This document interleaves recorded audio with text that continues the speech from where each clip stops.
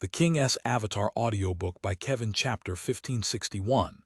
Scheming Tyranny Translator. Namyami Editor. Namyami Tyranny dodged Fang Rui's precisely calculated attack by relying on their extraordinary synergy with one another. An attack had been dodged, that was all, but it was a very meaningful dodge. The average viewers might not understand, but the pro player chat group did. As the pro players praised Tyranny's coordination, Tyranny promptly went back to sticking close to the wall. The 5 players were like a wave rising and falling. The spirit reaches to the rainbow pushed them aside, and when the chi moved past them, they fell back into place. The attack had missed, and it hadn't even been able to create an opening for Suma Cheng. The rise and fall had happened in the blink of an eye. Tyranny's members were already back in their original positions. Of course, Fang Rui's calculated offensive wasn't done yet. The moment Boundless Sea fired spirit reaches to the rainbow, he began preparing for the next attack. Dragon Wave. Boundless Sea attacked again. The chi swirled into a dragon that flew towards Tyranny with a roar. This dragon wave could be controlled manually by the player. As a result, the attack would be more nimble. Tyranny wouldn't be able to dodge it mechanically like the last attack. However, Dragon Wave didn't have the same sort of piercing power as spirit reaches to the rainbow. On Tyranny's side, Han Wenking's Desert Dust rushed forward and activated reinforced iron bones. He was clearly planning on tanking the Dragon Wave. On the battlefield, it was never a good idea to go along with what the opponent wanted. This was the only way to firmly take the initiative. Han Wenking wanted Desert Dust to tank it, but Fang Rui wasn't going to let him. With a flick of his wrist, Boundless Sea lifted his arm and the dragon wave rose into the air, passing over Desert Dust's head. It was only by going against what the opponent wanted would you be able to disrupt the opponent's rhythm. But Han Wenking's rhythm wasn't broken. The dragon wave flew past his head, but his movements hadn't changed. Continue charging straight forward. Ahead was Boundless Sea. Since the dragon wave missed, he might as well attack Boundless Sea. With a sudden burst of speed, he instantly closed the distance between them. The dragon wave that flew past Desert Dust made Fang Rui feel like it wasn't going to make it. On the other canyon wall, Yiziu noticed that the situation on Fang Rui's end wasn't looking good. Tyranny had suddenly changed their intentions. Happy was making it uncomfortable for them to their left and right. As a result, they began letting to take the offensive. Desert Dust's charge was simply a prelude. Tyranny was planning on ignoring the 2 long-ranged harassers and going straight for the kill on Boundless Sea. Desert Dust didn't turn back, tearing apart Fang Rui's original plans. Tyranny never lacked courage. Despite knowing that Happy had likely set up an ambush, they still pressed forward because they were confident that they could break through Happy's arrangements. It was true that they had become more cautious, but their direct playstyle hadn't changed. Boundless Sea was their target. Desert Dust threw a heavy punch. Behind him, Dark Thunder, Immovable Rock, Dazzling 100 Blossoms, and River Sunset stopped hiding near the wall and spread out. Next, Fang Rui needed to figure out which target for his dragon wave to pursue. But right now, Fang Rui had no time to hesitate. In the blink of an eye, Desert Dust arrived. Cancel. Fang Rui wanted to cancel the skill, but suddenly, a figure appeared in what he felt was a very convenient position. Nice. Fang Rui was delighted. It was obviously better not to waste a skill. The figure was in such a perfect position. Fang Rui didn't hesitate and turned the dragon wave. But that figure seemed to know that the dragon wave would come. The figure suddenly moved outwards, and Fang Rui instinctively followed the other side's movements. But then he realized, not good. Pooh! Desert Dust's fist smashed into Boundless Sea. The dragon wave was interrupted. Boundless Sea was sent flying like a broken kite. His gaze was still fixed towards the figure that had baited him into continuing with the dragon wave, although in reality, he didn't need to look to know who it was. Lin Jingyan. Whether it was personality or tactics, no one was more familiar with Fang Rui than Lin Jingyan. Only he would have the awareness to bait Fang Rui into not canceling his skill. Fang Rui was a very experienced player, but like Ginger, the older, the spicier. Heroic leap. Lord Grimm jumped off the canyon wall and fell rapidly. Tyranny had acted quickly, and Yiziu didn't react slowly either. As soon as he saw Desert Dust swing his fists towards Boundless Sea, he immediately gave up on trying to interfere through long-ranged attacks. The long-ranged capabilities of an unspecialized, whether it was damage or CC, was too poor. Heroic leap. Lord Grimm leapt into the air and then plummeted downwards. He had reacted fast, but Boundless Sea had already been sent flying. Tyranny noticed his movements and immediately spread out to surround him. Tyranny's 5 players stood quite far apart, making it difficult for Suma Cheng to cover all of them. With a character attacking them from above, going near the wall wasn't Tyranny's only option. They had simply been making the best choice in that situation. At that time, Happy only had 2 people in front of them. With the others on Happy in unknown locations, they erred on the side of caution and prioritized defense. Now not only was their left and right being attacked, Fang Rui was harassing them from the front. Tyranny took action and immediately scattered, splitting Suma Cheng's attention as each of them locked onto a target. Desert Dust continued to attack Boundless Sea. The remaining 4 set up a net, intending on catching the falling Lord Grimm. Satellite Beam. Dancing Rain let out a high-level skill. Her purpose wasn't to attack, but to defend. The powerful beam of light seemed to envelop Lord Grimm as he fell. The smaller pillars of light immediately began to revolve around it. Under this protection, Tyranny couldn't easily attack Lord Grimm. Only Zhang Giles' dazzling 100 blossoms could shoot a few bullets at him from afar. Zhang Giles set up a light cover, engulfing the satellite beam and the surrounding area. Zhang Giles wasn't just attacking.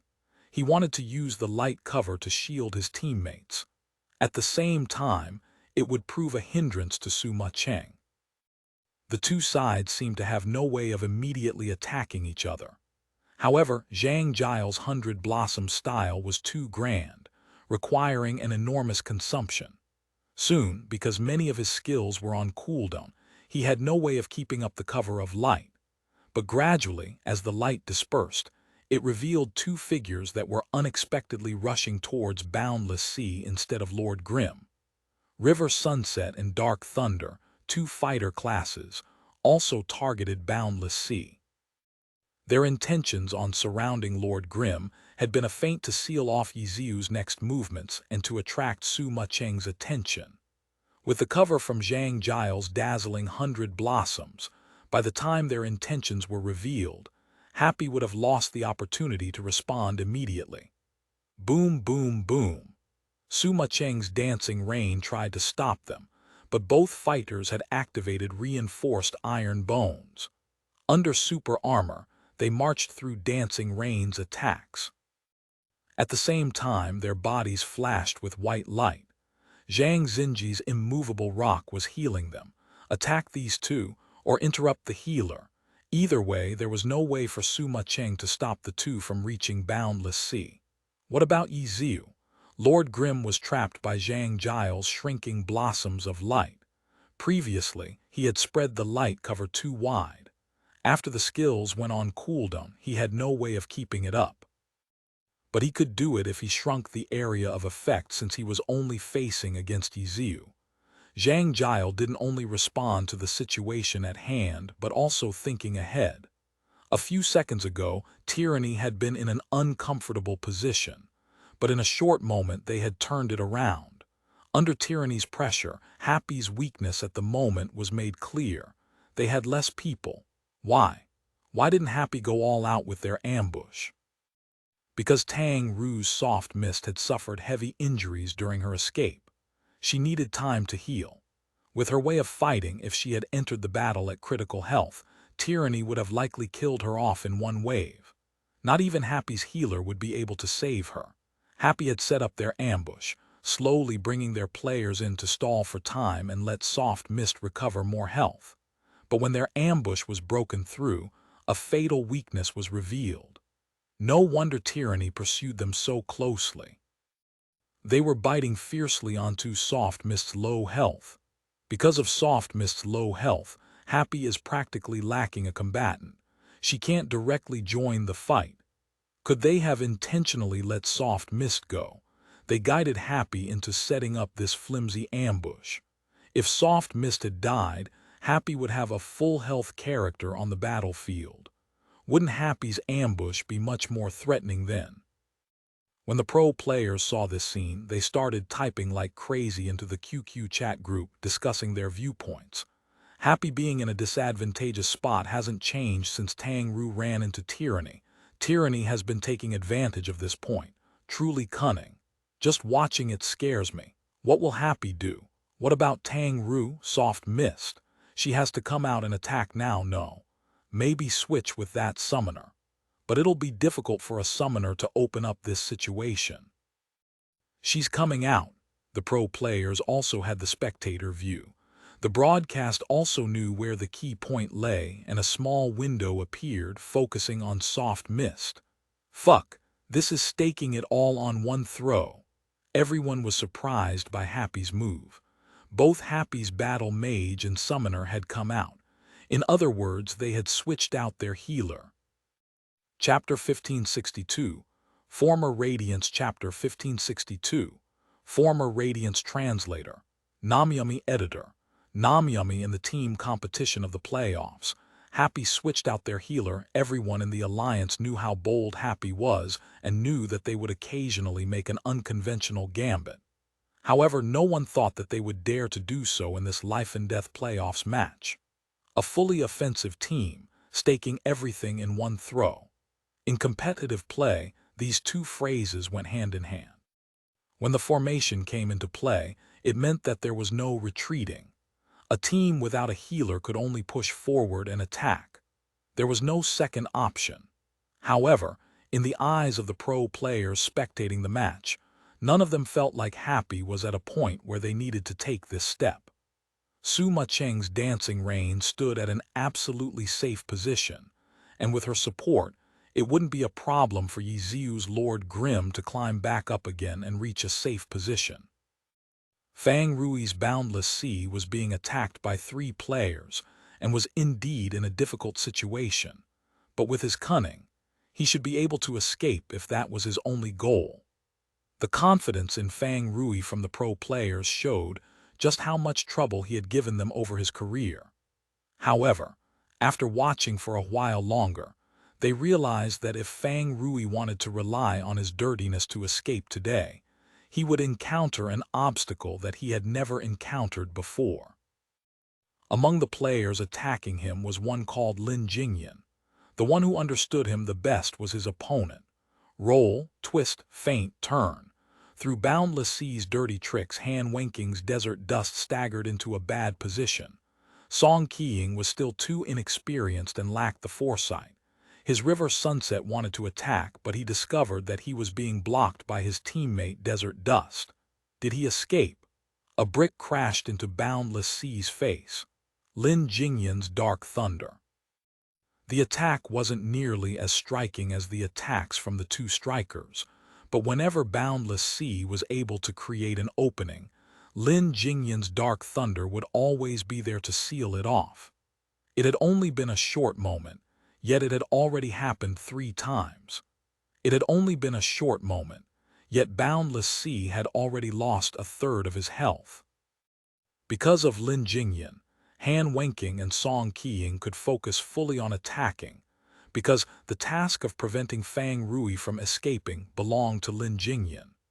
If not, Han Wenking's and Song Qiang's assault wouldn't have been so lacking that Fang Rui could find 3 openings in such a short amount of time.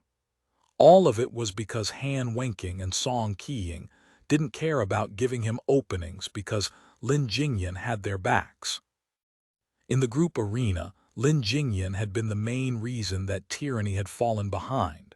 However, he was now Tyranny's most trusted player. Number 4. He had successfully stopped Fang Rui for a fourth time. Fang Rui was starting to panic. Not a single peep came from him. Of the 3 players attacking him, 2 of them were strikers, who were close-quarter specialists. How could he have any time to spare to type out any trash talk? In the beginning, he thought that he would be able to easily escape from those 2 blockheads, but after being stopped twice by Lin Jingyan's Dark Thunder, he realized that those 2 weren't stupid. If he wanted to escape, his opponents weren't those 2, but his old partner. After changing classes, he had taken advantage of the fact that his opponents were unfamiliar with the new Qi Master Fang Rui. Unfortunately, his old partner was still able to keep up with his thoughts and his pace even after he had changed classes. If he wanted to escape, he needed to find a way to break through. He needed to do something he had never done before. Fang Rui suddenly stopped trying to escape and started defending and dodging, doing his best to survive. Give up on escaping. Quietly wait to be rescued. The spectators were all thinking the same thing. After all, they knew about Happy's strategic decision, and Fang Rui obviously knew about it too. And Wenyi was switched out for Luo Jai. This sort of decision wasn't something that Wenyi could decide on his own. Yiziu had clearly given the order in Happy's team chat. As a result, Fang Rui also knew that his team was coming full force to rescue him.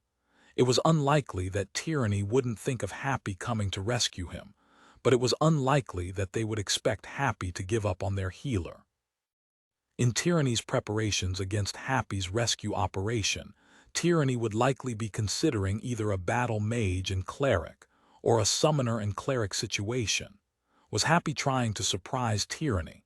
The pro players thought about this question, but it didn't look like Tyranny planned on making any changes. After Fang Rui stopped trying to escape, the 3 attackers kept the same formation. The 2 strikers went all out in their offense, while Lin Jingyan was on guard. Fang Rui was even more annoyed. However, he hadn't given up on escaping, because he was quite clear about the high risks of switching out their healer. He knew that the reason Happy had made such a risky decision was because of his current predicament. If he could safely escape, Sima Cheng was already safe, and Yiziu could easily escape as well. In that case, Happy could regroup and try a different strategy. There was no need to gamble everything on one throw. Fang Rui's thoughts had originally been the same as the other pro players watching. Happy shouldn't need to have to make such a risky play in this important life-and-death match yet. But soon, he changed his mind. Right now, he was in the predicament. He was the breakthrough that Tyranny had seized. He was the one who wasn't able to escape, pulling Happy down along with him. Although it wasn't like escaping from a 1v3 was ever an easy task, Fang Rui hated how he was the weak point. Tang Ru and Luo Jai would come soon, but Fang Rui still wanted to try and change the current situation before they arrived. However, Tyranny wasn't going to fall for it. He faked his true intentions to try bait Tyranny into changing their approach, but Tyranny refused to do so. Truly a bunch of stubborn bastards. With no time to type out any words, Fang Rui could only curse at them inwardly. He was truly annoyed at Tyranny. How could he know that in reality when he began faking his true intentions? Lin Jingyan immediately warned Tyranny, ignore it. In the end, Lin Jingyan had seen through him. After Fang Rui changed classes, Lin Jingyan wasn't used to the way his Qi master played either. However, Lin Jingyan understood how Fang Rui thought. Oftentimes, he wasn't predicting what Fang Rui would do, but predicting how Fang Rui wanted to do it.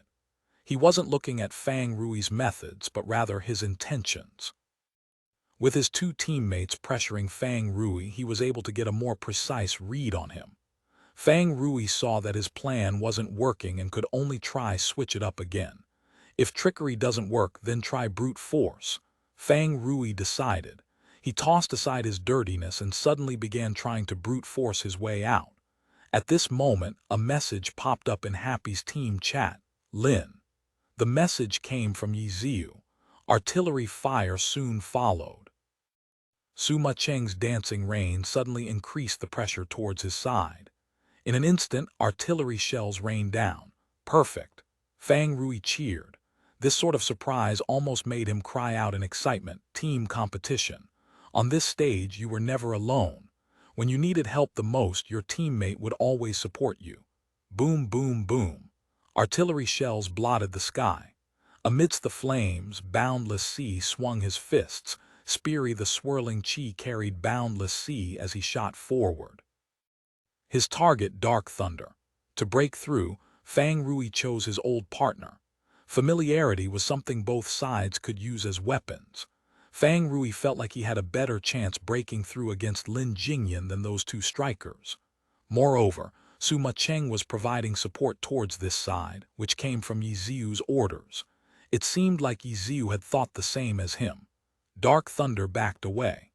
He dodged Dancing Rain's artillery fire while also getting out of the way of the spiraling chi. His retreat was straight as an arrow. He tried his hardest to maintain the distance between the two of them, refusing to let out an opening. Tyranny had lost 1 point in the group arena because of him. He wasn't going to give up another opening, not just for this match, but for this entire year, perhaps even for his entire life. In this short moment, Lin Jingyan had completely forgotten his age. He completely forgot what would come next.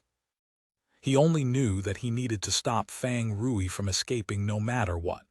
Right now, Dark Thunder wasn't a character controlled by a faltering old general, but by a dazzling one. He was clearly just jumping backwards, but the rhythm he did it at felt smooth and easy. Jump, jump, jump. He jumped backwards in a straight line. The spiral chi rush tore through the air, but it was never able to reach Dark Thunder. This attack, supported by Dancing Rain's artillery fire, was unexpectedly unable to dig out an opening from Lin Jingyan. Fang Rui immediately wanted to attack again, but to his surprise, Lin Jingyan reacted far faster than he could. It was as if Lin Jingyan had been waiting for this moment. Tiger flips the mountain, double crescent, pain of scars. The outdated demon subduer 3-hit combo once again shined brightly. Boundless Sea was knocked backwards. 2 injuries were torn out from Boundless Sea as the 2 crescents struck, leaving him bleeding. Boundless Sea had been completely blocked. Fang Rui was in a daze. He hadn't thought that Lin Jingyan would be able to reach this step. He thought that he had understood Lin Jingyan well enough. He was sure that his spiral chi rush would have been enough to break past Lin Jingyan's limits and send him flying back or forcing him to the side. But it wasn't enough. Lin Jingyan used the most direct method to dodge the spiral chi rush, using that outdated combo of his to counterattack. Fang Rui wanted to try breakthrough by force, but in the end, Lin Jingyan had beaten him. Fang Rui suddenly realized that perhaps he only understood a portion of Lin Jingyan. The signature technique of Lin Jingyan's unexpectedly seemed so unfamiliar to him. Chapter 1563, Cleric Blockade. Chapter 1563, Cleric Blockade. Translator, Namyami Editor. Namyami. Boundless Sea fell, and in that instant the sky and earth flipped for Fang Rui. All he could see was a flurry of fists and feet. Han Wenking's Desert Dust and Song Qiying's River Sunset had chased after him and attacked ferociously. His health dropped rapidly. Dancing Rain's artillery support wasn't enough to stop them. Tyranny's 3 fighters attacked fiercely amidst the fire and smoke. White light continued to flash on top of them. Zhang Xinji's immovable rock was going all out to heal them. This was how Tyranny operated. Even the smallest thing wouldn't be missed by them. Their arrangements had multiple layers to them. Each and every member of Tyranny contributed towards the pressure on Happy, making their opponents appear weak and insignificant. Tyranny was like an impregnable war machine, slowly crushing down on Happy. Scheme, trap, ambush. None of those were important. Zhang Xinji had always been considered incompatible with Tyranny's style, but once he began to truly integrate himself into Tyranny, people realized that it was as if the final piece of the puzzle had been placed down for tyranny. The new tyranny was both bold yet cautious, more reliable and stronger. Wasn't this the overwhelming power that tyranny had always sought? Even the people watching felt a shudder. How could this sort of tyranny be beaten? Fang Rui's boundless sea was just their first stepping stone. And then, Lord Grim, dancing rain, or soft mist and concealed light who were on the verge of arriving. Facing such a domineering tyranny, Happy had unexpectedly chosen to go with a healer-less team composition. The broadcast occasionally switched over to soft mists and concealed light's direction. What these two did next would likely determine the outcome of this match. Would these two rookies be enough to shake the domineering tyranny? Almost no one had any confidence in them, showing just how powerful tyranny appeared to everyone. With such meticulous coordination and efficiency and opening. No such thing. Stop! A message suddenly popped up in Happy's chat from Yiziu. When Tang Ru and Luo Jai saw the message, they immediately stopped. Were they giving up? Was there no way for them to rescue this situation? Was the miracle worker Yiziu also helpless today? Tang Ru and Luo Jai had stopped. The situation couldn't be saved. Su Macheng's dancing rain suddenly shifted her target to dazzling 100 blossoms. Dancing rain focused on dazzling 100 blossoms to provide cover for Lord Grim to retreat. Under the heavy gunfire, the light cover from Zhang Giles' dazzling 100 blossoms began to falter, and Lord Grim immediately seized this opening. Climb the wall. No. Lord Grim twisted around, and with a shining cut, he headed towards the battle between 4 fighters on the other end. Yiziu was going in alone to save Fang Rui's boundless sea. Happy hasn't given up. So why did Yiziu tell Tang Ru and Luo Jai to stop? Everyone was at a loss, even the pro players watching couldn't understand. Lord Grim moved like lightning, but he wasn't able to use the shining arc to make it all the way over, only 2/3 of the way over. Suddenly, a figure flashed in front of him. Ding! A clash of weapons, and then white light flashed. Immovable rock. The one blocking Yiziu's Lord Grim was unexpectedly Zhang Xinji's cleric Immovable Rock. The backlight cross in his hands parried the incoming shining cut. However, clerics were lacking in strength and wouldn't be looking for the stat in their equipment. Although they could also swing their weapons as a basic attack, due to their low strength, it was very ineffective. Cleric basic attacks had no way to parry a shining cut, but Lord Grim had truly been stopped. The shining cut had somehow been knocked aside by Immovable Rock's cross. Zhang Xinji's Immovable Rock had equipment with strength. That was everyone's first thought, but everyone knew that it didn't really make any sense. Clerics weren't going to sacrifice other important stats just to buff their basic attacks. Then what was the reason? Everyone was doubtful. Then, they saw Immovable Rock continue moving. After blocking the shining cut, his cross swung towards Lord Grim. This seemingly decorative cross moved like a meteor in Immovable Rock's hands. White light rippled once, twice, forcing Lord Grim back. This is Crusader's Trials. In the end, the night players amongst the pro-player chat group recognized the skill. Your clerics actually choose to use Crusader's Trials, the player added. The player instinctively worded it as your clerics. He was Team 301's newly transferred European player by Shu. As someone in a different competitive scene, seeing something he had never seen before, he immediately thought that it was a China-specific strategy, hence the your clerics. What's special about that? It's pretty common here, Royal Styles Lin Sen expressed. Yeah, the other players added with a sense of satisfaction. They felt like Zhang Xinji was truly giving face to their country's glory scene. Making this foreign player feel as if he was seeing a whole new world was too awesome of a feeling. They forgot that Bai Shu had teammates too. Team 301's Yang Kong private messaged Bai Shu, telling him that the others were messing with him. It was their first time seeing Crusader's Trials on a cleric too. Crusader's Trials. The knight's level 70 skill used basic attacks as the foundation. However, the priority of these basic attacks would naturally be much higher than usual. As the skill stacked up, the priority would only increase. Although the first strike had successfully interrupted Lord Grim's shining arc, it could be seen that because it was a level 1 skill from a cleric, it had only barely succeeded. If it had been a maxed Crusader's trials from a true knight, the first strike would have overwhelmed a skill like Shining Arc. The assassin's Shining Arc was actually considered an attack with rather weak priority. Immovable Rock's Crusader's trials had only just barely been able to parry the Shining Arc, but he quickly followed up with successive trials. Yiziu clearly hadn't expected Zhang Xinji's skill choice and was caught off guard.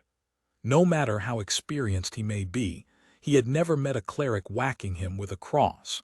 Because of this surprise, the slight pause was enough for dazzling 100 blossoms to catch up. Zhang Jiao was no longer spreading a cover of light. He was focusing on Lord Grim, who was now caught between a flurry of cross strikes and a barrage of bullets.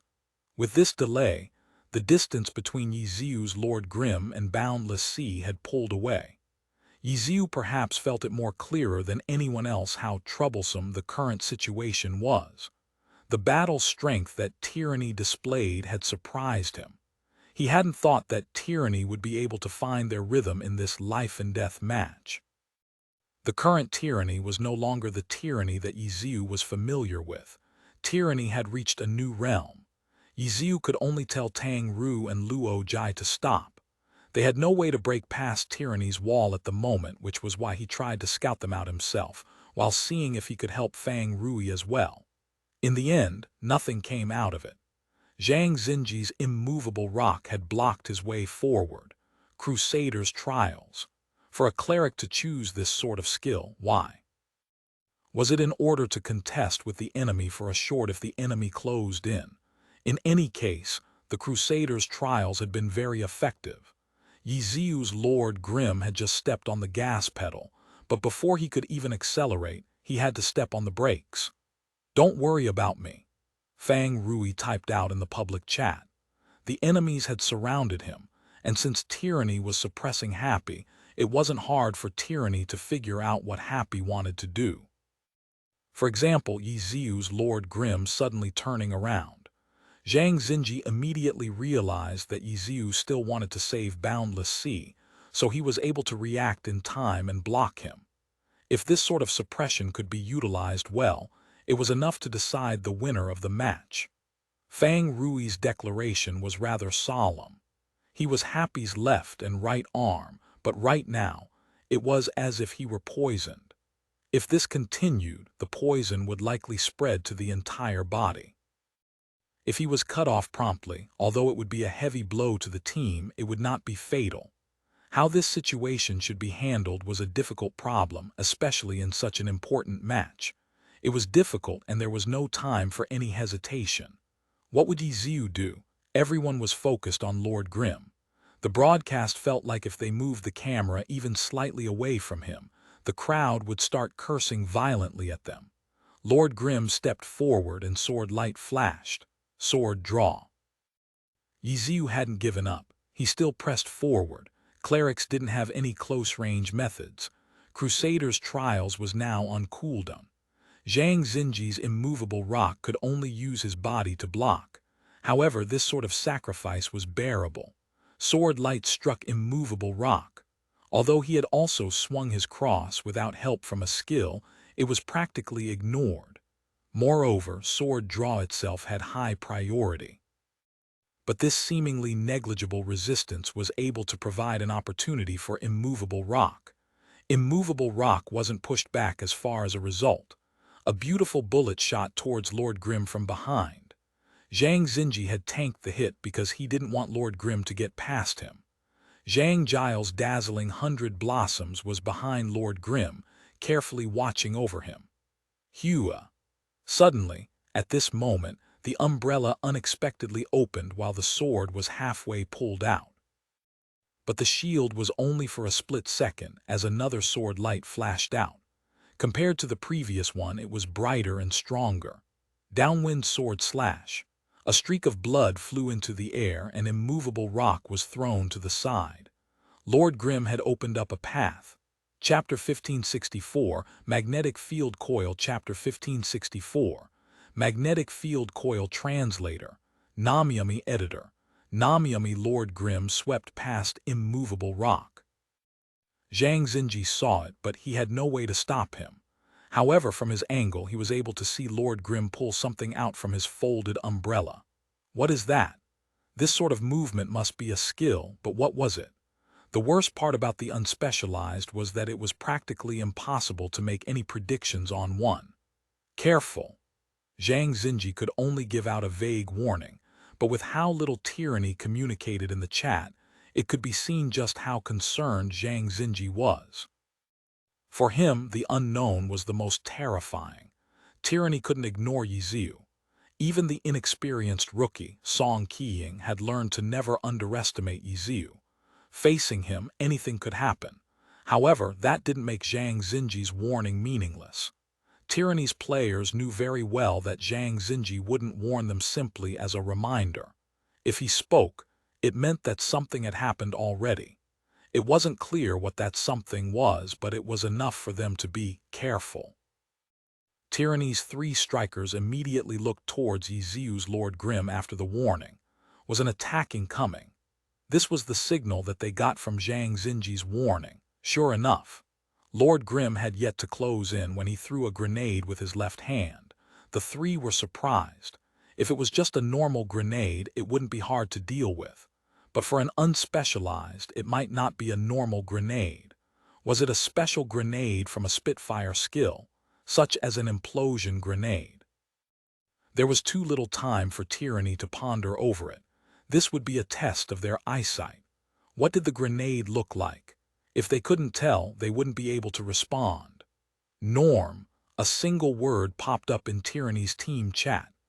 Zhang Giles' dazzling 100 blossoms was being suppressed by dancing rain, but his eyes were mainly focused on Lord Grim. He was the farthest from that grenade, yet he was the first to deduce what the grenade was. He didn't put his years of experience as a Spitfire to shame. Norm, a normal one. It was a low-level grenade with no special effects. No one doubted Zhang Giles' judgment. Han Wenking's Desert Dust stepped forward and used a high kick. Boom! An explosion occurred at his feet. Although it was the lowest-level grenade, the explosion would produce a small shockwave. However, by moving back as he retracted his kick at the right time, he was able to cancel out the impact. Boom, boom, boom. Yiziu wasn't so quick to give up. He fired 3 anti-tank missiles from his umbrella. Since he hadn't yet closed in onto the 3 fighters, he sent out long-ranged attacks. The 3 anti-tank missiles fired towards separate targets. As long as one of them failed to deal with their missile, Fang Rui would likely be able to escape. However, the 3 fighters near Tyranny turned nearly in sync. Their formation hadn't been broken. It was as if none of them had even moved, yet all 3 anti-tank missiles missed. What else? Tyranny hadn't relaxed yet. Lord Grim suddenly stepped to the side and fired a shot. A stun bullet shot towards River Sunset. The sidestep wasn't without purpose either. With this step, River Sunset and Desert Dust were lined up. If River Sunset dodged this bullet, Desert Dust would need to dodge as well. However, Han Wenking's line of sight would be blocked by River Sunset. It was rather similar to when Fang Rui Surprise attacked at the beginning with a spirit reaches to the rainbow. Dodge, one to the left, the other to the right. River Sunset and Desert Dust seemed to swap places. The bullet seemed to pass right through them. Dodged again. Song Qiying had reacted fast, but what about Han Wenking? Han Wenking had relied on his experience and intuition. With Lord Grim's sidestep, the 3 of them would be in a line. Hearing the gunshot, he quickly deduced that a bullet was heading towards him. He didn't need to see it. Song Qiying had gone left, so he went right. In this way, there wouldn't be any openings for Boundless Sea to take advantage of. None of Yiziu's attacks were working, and Yiziu didn't have the time to stand around and keep trying. Zhang Jiao was being suppressed by Su Ma Cheng, but it wasn't a complete suppression. Dazzling 100 Blossoms was shuttling back and forth amidst the explosions, and all of his attacks were aimed towards Lord Grimm. There was also Zhang Xinji's immovable rock. Clerics had ways to control a battlefield as well. There was also the 3 fighters surrounding Boundless Sea. Those 3 could turn on him at any moment. Coming to rescue Fang Rui but ending up trapped alongside him wasn't the outcome that Yiziu wanted to see. That's all that can be done. That was what everyone was thinking, including the pro players in the chat group. Happy was at a numbers disadvantage at the moment. Yiziu didn't dare let Lord Grimm get too close, afraid that tyranny would entrap him and Fang Rui together. He prioritized his own safety first, but with 5 enemies around him, how long could he stay safe? It was already quite impressive for him to be able to get out those 3 attacks. Lord Grimm turned around and rushed towards one of the canyon walls. His intention to climb up the wall and escape was clear as day. However, he hadn't completely given up on trying to rescue Fang Rui. A 1% chance was still better than none. Bang! Another gunshot.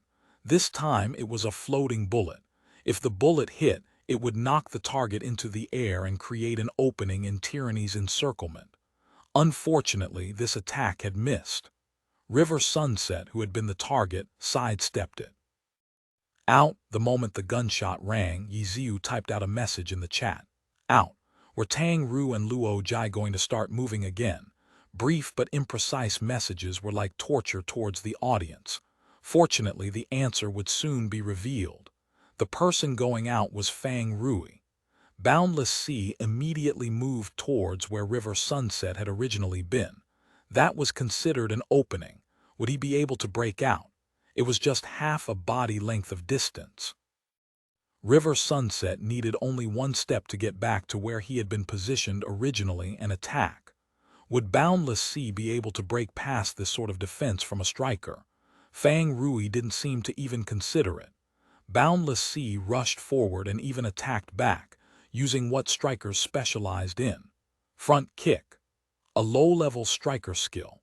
Although in reality, even strikers didn't like using this skill because this skill had a knockback effect. For strikers who wanted to be as close as possible to their opponents, how could they want their target to be knocked back? Of course, it was occasionally useful when you were in a disadvantageous position and wanted to reset the field. As a result, this sort of skill wouldn't be completely tossed aside, although usually only a point or 2 would be put into it. Fang Rui wanted to use this skill to create a path out for himself. And seeing Boundless Sea's kick, it looked like he had only put in a point or 2 as well as a defensive skill. Yet this front kick had unexpectedly landed on River Sunset. The viewers watched dumbstruck as River Sunset slid back. Boundless Sea didn't stop for even a moment, kicking as he moved. He had been struggling to get out for so long, and he was going to do it in this way. How is that possible? Everyone was doubtful. Whether it was dodging the front kick or stopping it, let alone a pro player like Song Qiying, even an average player could do it. That was why no one had considered it an opening of any sort. But Song Qiying, Han Wenking's future successor, had actually been kicked away. Had he been distracted? No. Boundless Sea had escaped. The 2 old generals on tyranny didn't have time to figure out the reason. They needed to rescue the situation. However, when the 2 raised their arms, everyone noticed that their movement seemed rather slow. Then they saw that the 2 characters, no, 3 including Song Qiying's River Sunset, were being pulled in place by some sort of force. Magnetic field coil. In the end, the pro players figured it out first. This time the answer came from Xiao Shiking. This mechanic was the first to see through the reason for their slowed movements. It was the mechanic's skill, magnetic field coil. Everyone immediately understood. It wasn't that Song Qiying had reacted too slow or gotten distracted, but rather that Yiziu's Lord Grimm had placed down a magnetic field coil at an unknown time. When he yelled out, he had attacked in coordination with the magnetic field coil. River Sunset had been affected by the skill, and his movements were slowed. That was why he wasn't able to react properly to Boundless Sea's front kick. By the time he noticed it, Boundless Sea had already sent him flying back. This was the limit to what Yiziu could do. He needed to prioritize his own safety. After that floating bullet, Lord Grimm had gotten to the wall and started climbing. They escaped. In the end, they were able to escape. Just when everyone was thinking this, Han Wenking's desert dust suddenly leapt into the air. Magnetic field coil. Magnetic field coil didn't completely seal a character's movement. The character would simply be heavier. And for Lord Grimm to have magnetic field coil, the skill could only be at level 1. Its effects would be weak. If it hadn't caught them off guard, Fang Rui might not have been able to get past Song Qiying. Right now, Desert Dust was using an attack under the effects of magnetic field coil, a soaring tiger. It was a skill with powerful jump. It would be slower than usual due to the magnetic field coil, but he would still be able to reach Boundless Sea. Hit. Tyranny's fans prayed, but in the end it was off by a bit. It hadn't been easy for Fang Rui to get out, so he immediately activated Qi Flowing Cloud to increase his movement speed. Boundless Sea was currently running for his life. Desert Dust had been restricted by the magnetic field coil. Although the effects were small, it still weakened the jump enough. Just off by a bit. Everyone felt regretful over it when suddenly Desert Dust dropped down. 1,000-ton drop. At the final moment, he canceled the soaring tiger and switched skills. Boom! His legs touched the ground, shaking the earth with the force of 1,000 tons. Under the effects of magnetic field coil, the effects of 1,000-ton drop were buffed. Boundless Sea had only been half a body length away from Desert Dust, and he was launched into the air from the impact. Ferocious Tiger Flurry. Desert Dust rushed forward, his clothes fluttering in the wind. Fang Rui was still stabilizing his Boundless Sea when the first punch struck. Pooh! The punch had struck him squarely in the waist. Just when it seemed like Boundless Sea would be sent flying away, Desert Dust's other fist smashed downwards. With a bang, Boundless Sea crashed into the earth. Ferocious Tiger Flurry, all of the attacks hit. Han Wenking was deal with the effects of the magnetic field coil effectively. After the fourth strike, he was outside of its range. His attack speed immediately surged, and Boundless Sea was hit repeatedly. After being attacked by 3 fighters for so long, Boundless Sea didn't have much health left. Chi Masters were a cloth armor class. Their defense wasn't anything noteworthy. Yiziu, Lord Grimm was up on the wall, unable to help. Suma Cheng. Even though she had the high grounds, it was too difficult to expect her to cover everything.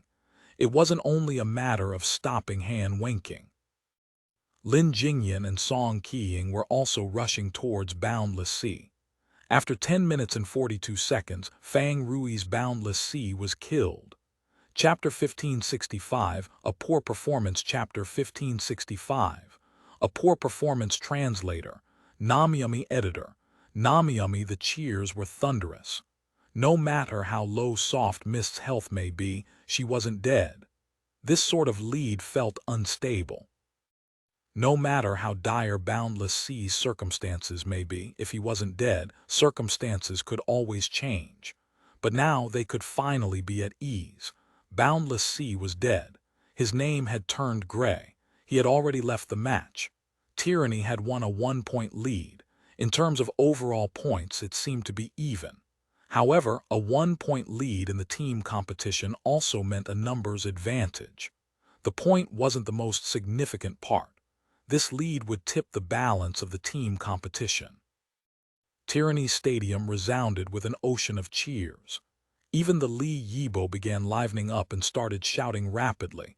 Happy's side was silent. Facing Tyranny, they had never felt like they had the upper hand. And now their team was down a member, a key member like Fang Rui too. The Happy fans sitting in the away team seats fell silent. The people sitting at Happy's bench like Chen Guo were silent as well. The match would stop for no one though. Boundless Sea was killed. Yiziu's Lord Grim had climbed up to the top of the canyon wall and began coordinating a pincer attack with Suma Cheng again. This time, Tyranny no longer dodged as cautiously as before, instead pushing forward swiftly and resolutely. Fortunately, Tang Ru and Luo Jai had received Yiziu's message and retreated beforehand. However, from the looks of it, Happy was in disarray, and the attacks from Lord Grim and Dancing Rain didn't seem to pose much of a threat to Tyranny. Their attacks didn't seem as focused as before. It looked as if the two were just casually throwing out a few attacks here and there. "Don't panic. We'll take our time." Yiziu's comforting words were plain and simple. For the Happy fans watching, not only did it not put their hearts at ease, it made them feel as if Yiziu's confidence and fighting spirit were waning.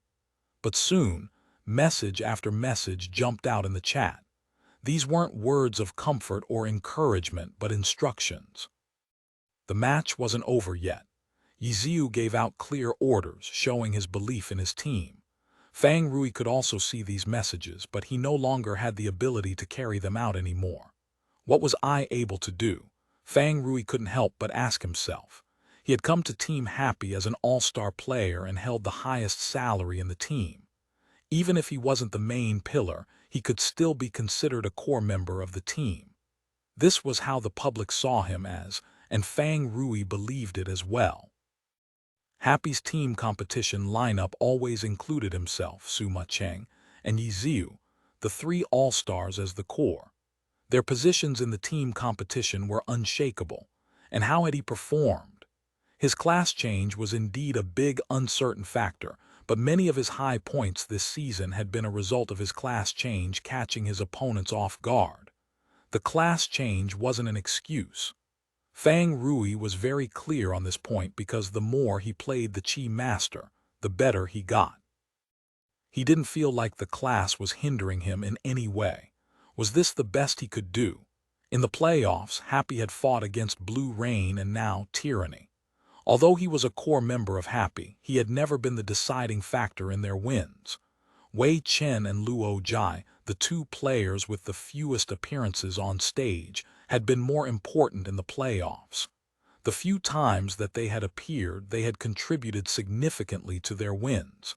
And himself. In the group arena, Tyranny had pulled back the lead through him. If not for that, Happy might have been able to go into the team competition with a 2-point lead.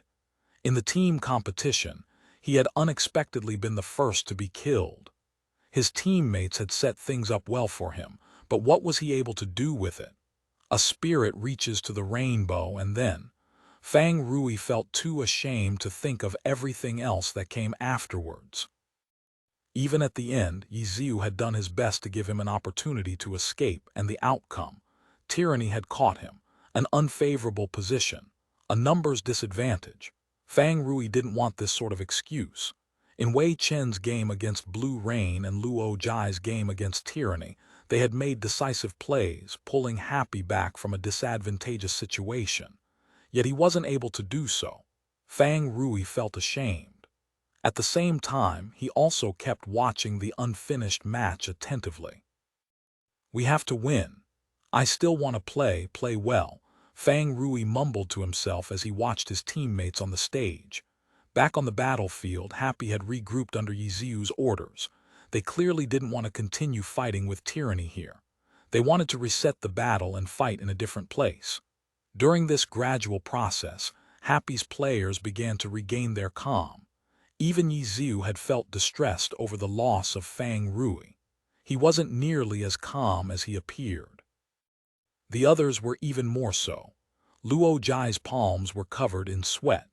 Although this was his second time in a playoffs match, this was his first time in a deciding game. The pressure for this match was different than before. And now, Luo Jai had become the biggest deciding factor for Happy's win. Under this enormous pressure, he nearly fell behind twice while retreating with Tang Ru's soft mist, because he wasn't able to keep up his movement pacing. However, Yiziu's step-by-step instructions that followed helped Luo Jai calm down. I can't make a mistake. I definitely can't. Luo Jai was different from Fang Rui, who was unhappy with not being the deciding factor for their win. Luo Jai didn't dare have any such hopes. Don't make a mistake. That was all he wanted. It was his bottom line, and he felt that it could be done if he tried his hardest. Luo Jai carried out Yiziu's orders meticulously. Through this focused attention on these orders, Happy was able to recoup their morale. Tyranny didn't like for things to be this calm. They had wanted to strike when the iron was hot and chase after them, but they weren't able to reach Yiziu and Suma Cheng above them. They hadn't even seen the other members on Happy yet. Since it was a random map, everyone only had a rough understanding of the map. There was no way to get a grasp of the details before the team competition. The area that Tyranny was heading into was unknown territory. They had no way of predicting what Happy would do next. They could only see that Happy had given up on this canyon region. Ahead was the exit to the canyon. The canyon wall sloped downwards until it was flat at the exit. Outside, to the left, was the spawn point at the left end of the map. To the right was the path to the 7-color springs at the center of the map. The two sides knew about these paths through the brief introduction to the map. Left, right, or continue forward. Tyranny didn't make any decisions yet. When they reached the canyon exit, they needed to check for ambushes. Chapter 1566, Powerless Ambush. Chapter 1566, Powerless Ambush. Translator, Namyami. Editor, Namyami. Tyranny slowed their steps as they approached the canyon exit. Up above, Yiziu's Lord Grim was still harassing them. On the other hand, Suma Cheng's dancing rain had already disappeared. Had she gone over to the canyon exit in preparation to ambush them? Tyranny was in the dark, but they had no intention of cowering. They simply slowed down, putting on a safer and more cautious attitude as they exited the canyon.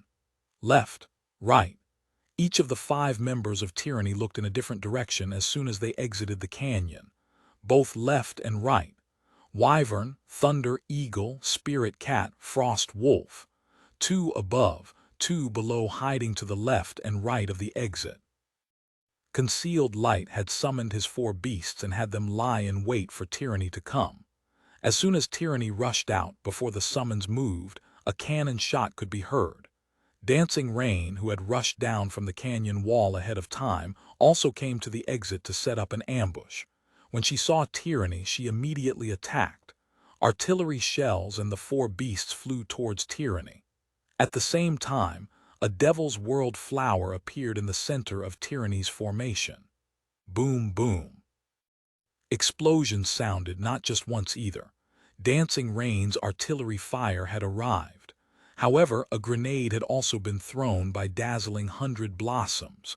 At the same time, 3 fists swung towards the Devil World flower. The poor Devil World flower had only dug halfway out from the ground, its petals still unfolding, when Tyranny instantly destroyed it. Tyranny had been on guard against an ambush. Now that an ambush had come, they were ready. With one glance, they saw how the 4 beasts were arranged, as well as Dancing Rain's position. The Devil World flower had no chance to sneak attack them. Before it could even display its abilities, it was destroyed. Then, the entire team turned right and rushed out. Tyranny ignored the Wyvern and Frost Wolf to their left, as well as Dancing Rain firing from afar. All of them headed right towards the Thunder Eagle and Spirit Cat. Behind them was their summoner, Concealed Light. From rushing out of the canyon, examining their situation, dodging the cannon fire, killing the Devil World flower, and rushing towards the right, all of it had taken place in less than a second. Let alone being shaken by the ambush, Tyranny didn't even let their opponents take the initiative. Not even a second had passed and their counterattack had begun. Their entire focus was on Concealed Light. In an instant, Happy seemed to be in a dire situation. Thunder Eagle, Spirit Cat. Tyranny wasn't concerned with these 2 summons. Zhang Giles' dazzling 100 blossoms attacked as he moved. The thunder eagle swayed unsteadily as it was shot. The spirit cat moved about nimbly like a shadow, but in the next second an imprint of a punch appeared on the shadow. The spirit cat was knocked several steps back before rolling on the ground and disappearing. Emperor's Fist. It was a high-level striker skill, instantly killing the spirit cat. Who had used it? Everyone thought that it was Han Wenking's Desert Dust, but when they saw who it was, they realized that it had come from Song Qiang's River Sunset. Beautiful, Han Wenking praised. Desert Dust charged forward. In the blink of an eye, Tyranny had eliminated the two summons. Luo Jai's only choice was to retreat, and Concealed Light was already backing away. This was Happy's ambush. This obviously couldn't be all. Soft Mist had been healed to full health by Enwenyi. With her spear raised, she rushed out towards Tyranny from behind Concealed Light. Even so, no one thought that anything would change. The terrain surrounding the canyon exit was rather simple. There was no way to set up any elaborate ambushes. All anyone could do was make the first move when the enemy side rushed out. This sort of ambush couldn't threaten Tyranny. Happy wasn't able to establish any sort of advantage with their initiation, and in the blink of an eye, Tyranny had turned it around on them. Of the 5 creatures summoned by Concealed Light, only 3 were left. He wasn't even able to use Elemental Beast King formation before his summons died. The long-range Dancing Rain had no way to stop Tyranny either. All Tang Ru's Soft Mist could do was protect Luo Jai for a bit. How could she contend against the entirety of Tyranny alone? As for Yi Ziu's Lord Grim was hopping down from the canyon wall. His rapid descent looked imposing, but how could he be the meteor that wiped out the dinosaurs? Even so, Tyranny paid the most attention to Yi Ziu's Lord Grim. The approaching Soft Mist could easily be held off. Brick. Lin Jingyan's Dark Thunder lifted his hands and threw a brick towards Lord Grim. Hua. The myriad manifestations umbrella opened up, blocking the brick. But Han Wenking used Yi Ziu's dead angle from opening the umbrella to close in and let out a punch. It's a counterattack. Zhang Xinji warned. Previously, when Yi Ziu had broken past him to rescue Fang Rui, Zhang Xinji had been paying close attention to him. In the end, he hadn't noticed the magnetic field coil being placed down either. When he thought back, the scene of Lord Grim fishing something out from his umbrella might have been Lord Grim placing down the magnetic field coil. Unfortunately, he hadn't been able to call back then. However, experience was accumulated bit by bit. Zhang Xinji was already aware that to call out Yi Ziu's moves might be impossible with only one person.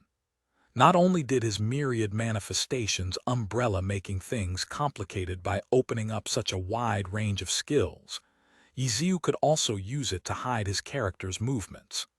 As a result, when Lord Grim jumped down from the canyon wall, Zhang Xinji's immovable rock had moved to a different angle to observe Lord Grim's movements.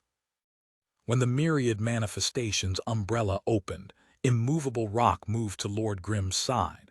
He saw that after the umbrella opened, the canvas separated from the umbrella rod. The canvas was a shield.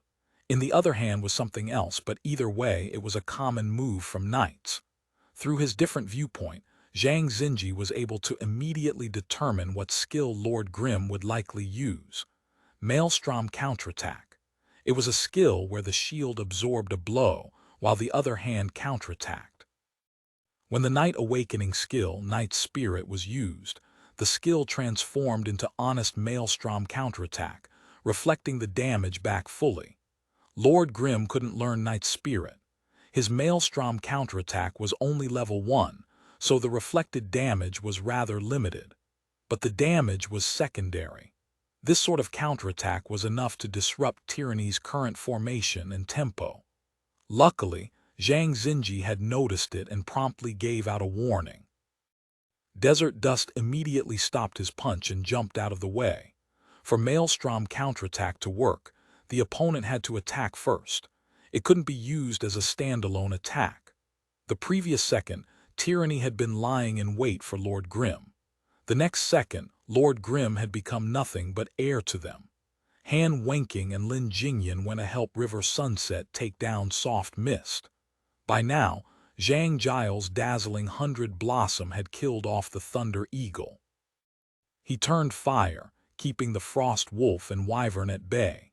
The health of summoned creatures wasn't nearly as precious as a player's. Oftentimes, sacrificing some health to attack was okay. However, Spitfire attacks didn't only deal damage. The vast majority of their bullets had special effects. By using these additional effects, blocking off 2 summons wasn't anything difficult for Zhang Jiao. The situation was completely under Tyranny's control. Lord Grim's descent became rather embarrassing. Lord Grim had indeed prepared a Maelstrom counterattack. Yiziu had predicted that Tyranny would focus him. As soon as he came down, he would certainly be attacked, so use a Maelstrom counterattack to scatter them. That was Yiziu's plan. But this time, Zhang Xinji had seen through it. Tyranny had completely avoided him. His Maelstrom counterattack immediately became worthless. Yiziu wasn't able to see Tyranny's team chat, but seeing how Tyranny had seen through his plan, trying to make his plan work would be a waste of time. Charge. Yiziu cancelled Maelstrom counterattack. His myriad manifestations umbrella form didn't change forms. He used another night skill to make his way towards them, but Tyranny had seen through it once again. Han Wenking and Lin Jingyan had only pretended to go attack Soft Mist. In reality, their attention had been on Lord Grim. They weren't surprised by Yiziu's quick decision to give up on the Maelstrom counterattack. Desert Dust twisted his body and swung his arm, collapsing fist, directly towards the incoming Lord Grim. Chapter 1567, Push and Pull. Chapter 1567, Push and Pull. Translator, Namiyami. Editor. Namiyami. Desert Dust's fist struck Lord Grim's myriad manifestations umbrella. These 2 rivals of 10 years would always clash against each other, neither one backing down. Lord Grim's charge was stopped, while Desert Dust stumbled back. The knight's charge had slightly higher priority than Collapsing Fist. With this advantage, getting past Desert Dust was an easy matter. The problem was that Han Wenking wasn't the only person that Yiziu needed to get past. Tiger Flips the Mountain. Yiziu had opened a path past Desert Dust, but Lin Jingyan's Dark Thunder blocked it with a Tiger Flips the Mountain. Yiziu had no way to advance and could only retreat. During this time, Han Wenking was able to stabilize his Desert Dust. Dark Thunder's Tiger Flips the Mountain had missed, so he quickly followed it with his own attack. Launching Kick. Desert Dust flew through the air with a kick. If it was a 1v1, Launching Kick was a very punishable attack. However, Han Wenking had an experienced helper, Lin Jingyan, by his side, who would patch up any openings. Yiziu could only have Lord Grim jump back again. He unsheathed a sword from his umbrella, sending out a sword draw. Han Wenking and Lin Jingyan were in a 2v1 situation, and they didn't hesitate to take advantage of it. Lin Jingyan's Dark Thunder put up his arms, tanking the sword draw. Han Wenking's Desert Dust rushed out again. Lord Grim raised his sword, following with an Earthquake sword. Yiziu had slashed horizontally and vertically with these 2 low-level skills, mimicking the Berserker's Gore Cross. The sword draw was blocked by Lin Jingyan. The Earthquake sword seized this small gap. Han Wenking had rushed out too quickly and had no time to react to it. The Earthquake sword swept him up along with the earth. Yiziu didn't dare continue fighting. He immediately used a shadow clone technique, his 2 hands quickly forming the seals. Dark Thunder closed in and swiped his claws at him, but he was too slow. Lord Grim's shadow clone disappeared into smoke as the real body moved away safely. Turn around, Falling Flower Palm. Lord Grim attacked again, coordinating with Soft Mist. Tang Ru had been blocked by Song Qiying. At the moment their fight was even, but Lord Grim's sudden appearance caught Song Qiying off guard. With a pa, Song Qiang's river sunset was sent flying towards Zhang Xinji's immovable rock. Each and every detail on the battlefield had been considered by Yi Ziu. Although his maelstrom counterattack had been seen through, his following attacks had given Tyranny quite some trouble. Immovable Rock dodged River Sunset, but Suma Cheng's Dancing Rain decided that it was time to give him special care and coordinated with Lord Grimm's Falling Flower Palm. Dancing Rain had fired a satellite beam right where Immovable Rock had dodged to. In an instant, Immovable Rock was swallowed by the light. The damage dealt by satellite beam wasn't low, but it was as if it hadn't affected Tyranny in the slightest. River Sunset ignored it. Immovable Rock ignored it. After destroying Lord Grimm's shadow clone, Lin Jingyan's Dark Thunder gave chase, throwing out a paralysis needle. As for Han Wenking's Desert Dust, the Earthquake Sword had knocked him back, but by twisting his body he was able to spring off the wave of earth. Desert Dust rolled and then sprinted forward. In the blink of an eye he had closed the distance. In contrast, Soft Mist's spear seemed dull and slow. Punch! His fists moved like a blur as they twinkled with light. Bang, bang, bang, bang. Lord Grimm and Soft Mist were both hit by the flurry of punches. Striker level 75 skill, light speed punch. The speed of light was just a description. It wasn't so fast that it couldn't block. However, the attack came out far faster than most other skills. The afterimages formed from the skill were rather deceiving as a result. Lord Grimm and Soft Mist were knocked back. The Tyranny crowd erupted into cheers. They were beaten. The viewers all thought the same, but not Han Wenking. The two looked as if they had been sent flying, but in reality both of them had jumped back. To put it more precisely, the light speed punch had landed as they jumped back, making them lose their balance.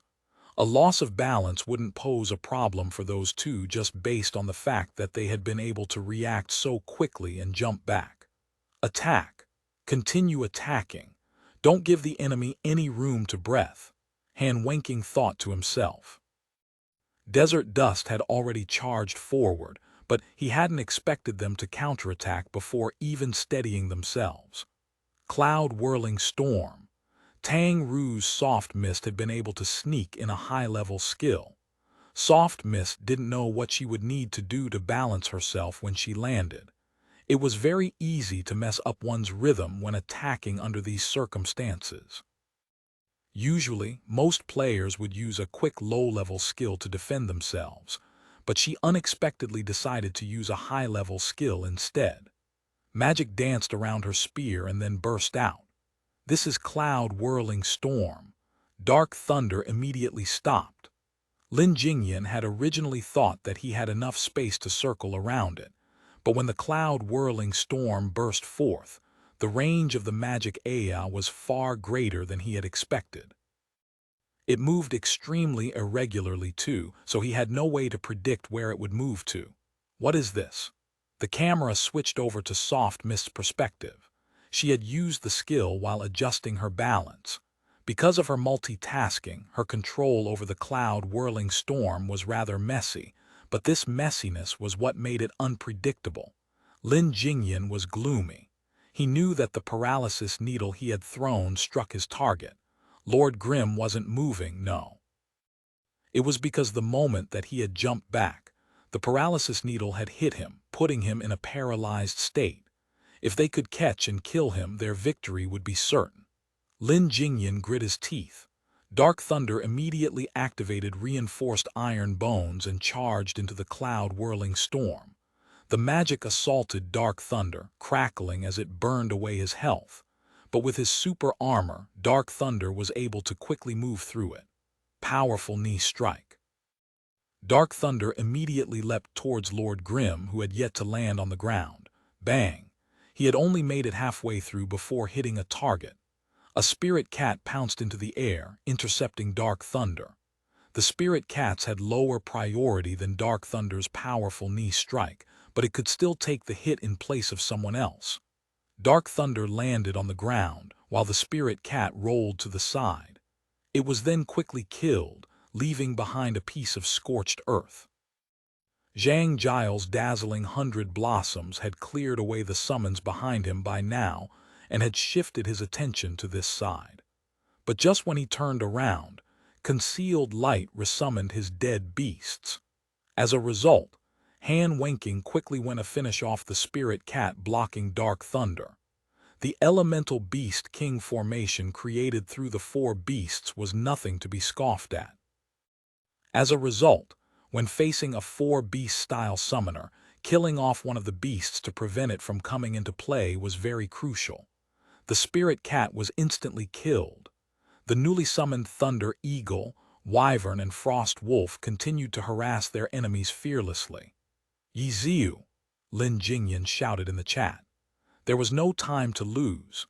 Tyranny was about to attack Yiziu's Lord Grim when they saw a bright light shine on top of Lord Grim before dissipating. Lord Grim landed on the ground and rolled. A black shadow slithered from his sleeves, shadow cloak.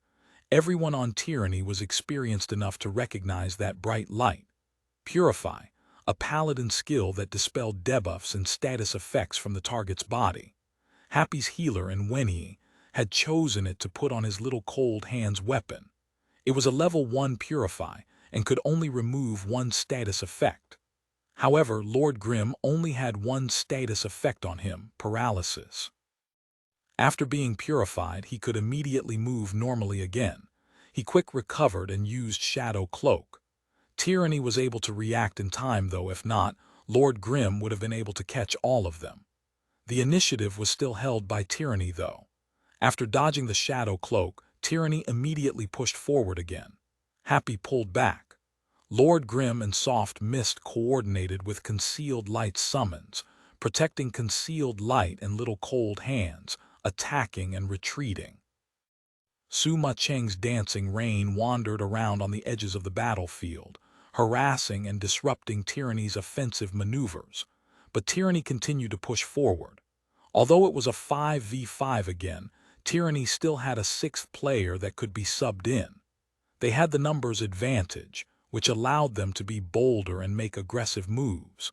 Bold and aggressive was exactly what Tyranny was best at. Their offense was relentless. Happy was unable to escape from it. They could only face it fighting while retreating. Wave after wave of cheers came from Tyranny's fans. As long as Tyranny kept up this pressure, it seemed as if Tyranny's victory would only be a matter of time. However, Tyranny's players weren't celebrating yet. They didn't dare get careless. Careful, Zhang Xinji typed into the team chat. In his eyes, although Happy was retreating, they weren't retreating because they had no other choice. Their control over their tempo was quite firm. The direction of their retreat was within their grasp. Happy was waiting for an opportunity to counterattack. Zhang Xinji was certain of it. Did that mean this opportunity was lying in wait in the direction that they were retreating towards? That area was the center of the map, the 7 color springs. It was an area that Tyranny had never ventured into. Was there a feature in that area that could be taken advantage of by Happy? Was it another area that could collapse? Seeing Concealed Light now and then recalling how Happy had only now come together as 5 after so long, Zhang Xinji couldn't help but think of this possibility. Chapter 1568, Switch Chapter 1568, Switch Translator, Namiyami Editor. Namiyami, who should we send to scout out the terrain? This was Zhang Xinji's first thought, but he quickly dispelled it. On paper, Tyranny should be stronger than Happy, but if one of their members left to scout their surroundings, it would be a 4v5. Right now, Happy was on the defensive. A 4v5 under these circumstances wouldn't be too big of an issue, but circumstances could change. If it became a 4v5, Happy would certainly turn on them and attack. Yiziu wasn't someone who would just stay idle at such a prime opportunity. We can't send someone out to scout ahead. We can only see what we can do given our present situation. Does Luo Jai really have that sort of talent? When Zhang Xinji's gaze shifted towards Concealed Light, he couldn't help but think of this question. The vast majority of people considered Luo Ji's talent at seeing through the terrain with a single glance was a bluff and couldn't be believed. But it wasn't as if it was impossible. For someone like Zhang Xinji, it would constantly weigh on his mind. He even guessed that this might have been Happy's goal, but there was nothing he could do about it. He wasn't paranoid about it or anything. He would simply take it into account when he made his plans. The terrain collapsing was only one of many possibilities. It might not be the case. Perhaps it might just be that the terrain gave Happy certain advantages that they could use against tyranny. Be more cautious and continue with their pursuit. It would be a perfectly good option under normal circumstances, but what if it was a trap? In the end, the safest option seemed to be to shy away from Happy's preferred route. Zhang Xinji concluded after careful consideration. Increase our aggression. He gave out an order to tyranny. Han Wenqing was the first to understand his intentions. He was also the first to carry out the order. Desert Dust had just forced Soft Mist back. With a step forward, he followed up with a kick. Soft Mist blocked the kick with her spear. To Desert Dust's side, Lord Grimm sneakily sent out a circle swing. Cloud Body double Tiger Palm. Desert Dust twisted his body, just barely dodging Lord Grimm's umbrella. Then he followed with a double Tiger Palm, one palm towards Lord Grimm and the other towards Soft Mist.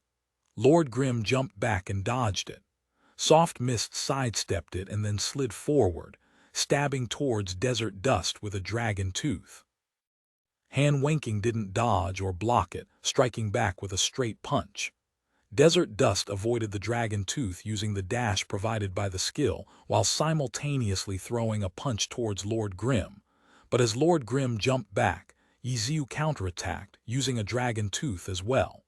The dragon tooth collided with Desert Dust's straight punch. Both sides trembled from the impact. Neither skill trumped the other, an even match. The words "increase our aggression" wasn't a buff. It didn't mean the team's battle strength would suddenly rise to another level. To be more aggressive, the players needed to make adjustments to the tempo of the match. To put it simply, it was to shift the balance between offense and defense towards offense. In other words, sacrifice defense for offense. The outcome would be more aggressive exchanges. When one would normally choose to dodge or defend, one would instead continue to attack. Taking more damage didn't matter. Desert Dust's straight punch didn't seem to embody this philosophy, but Han Wenqing had made his decisions with it in mind. The main purpose of the straight punch had been to deal damage to Lord Grimm. Dodging Soft Mist's dragon tooth was simply in the passing.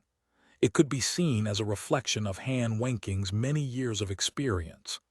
Even if attacking was his priority, it was best to minimize the damage. Soft Mist's dragon tooth had missed, but Han Wenqing wouldn't be able to dodge her next attacks. Soft Mist followed with a double stab, both strikes hitting Desert Dust. At the same time, a grenade appeared in front of her face. With a boom, Soft Mist was thrown to the side. Soft Mist immediately rolled to reduce the impact. Lin Jingyan's Dark Thunder was rushing towards her when a black shadow cut him off. Concealed Light's Spirit Cat pounced towards Dark Thunder. The team competition was closely linked together. As soon as Han Wenqing became more aggressive, the rest of the team followed. In response to Tyranny's sudden aggression, Happy immediately responded with a tighter defense. Zhang Xinji immediately became even busier. Not only did he need to carefully survey the situation, these intense trades were a test for healers. As the team's biggest support, if the healer wasn't able to keep up, Happy would likely take advantage of it and find an opening. Small heal, great cure, focus, God's protection, spirit enlightenment, sacred fire. White glow poured out from Immovable Rock's backlight cross. Glory's #1 healer was #1 for a reason. Despite such a complex and chaotic battle taking place, his cleric was the most eye-catching one. When measuring a cleric's performance, the easiest way to do so was to look at the health on the respective teams. At the moment, The health on Tyranny's 5 members were lined up together, bouncing up and down like a song. As for the musician, Immovable Rock was given a close-up along with the movement of the health bars. His movements weren't nearly as graceful as the health bars. Immovable Rock was traveling back and forth amidst artillery fire. His originally spotless robe had turned into a mess. How could Happy not have noticed Tyranny's increased aggression? Interfering with the healer was the counter to aggressive trades. Happy was aware of this point, but Tyranny was aware of it too. As a result, close-ranged fighters like Soft Mist weren't able to even get close to Immovable Rock. However, Soft Mist was Happy's easiest member to block. Suma Cheng's dancing rain wandered around the edges of the battlefield. Tyranny's 3 fighters couldn't touch her. Only Zhang Giles' dazzling 100 blossoms could fire back, but the threat he posed to her was extremely limited. Dazzling 100 blossoms had consumed an enormous amount of mana setting up light covers in the previous fights. Right now, he needed to play more conservatively. He couldn't maintain a cover of light, and in terms of attack range, Spitfires lost to launchers. Suma Cheng wasn't the only one Zhang Jiao needed to deal with either. The Wyvern and Frost Eagle summoned by concealed light were flying beasts. The 3 fighters naturally had a much harder time against these summons compared to a long-ranged gunner like him. As a result, Zhang Jiao needed to keep both Dancing Rain and Concealed Light busy. Finally, Yiziu's Lord Grim was the most annoying and most nauseating enemy. Lord Grim was both a close-ranged and a long-ranged threat. If you focused on him, he was like a general with 100 tricks up his sleeves. If you ignored him, he would take any chance he could get to attack Immovable Rock and interrupt his healing. There were numerous forces trying to disrupt Immovable Rock, trying to destroy Tyranny's aggression and force Tyranny into defense. During the most critical moments, Tyranny's vice-captain would keep ordering for Tyranny to maintain the same tempo. Keep up the aggression. Keep up the aggression. Han Wenqing and Zhang Xinji would say the same thing. As a result, Tyranny continued to attack and put pressure on Happy, minimizing their protection over Zhang Xinji to restrict Happy's freedom. Tyranny was able to keep up this tempo going, but Zhang Xinji needed to deal with the attacks coming towards him on his own. Dodge and tank. Immovable Rock dealt with the attacks this way while preserving his healing.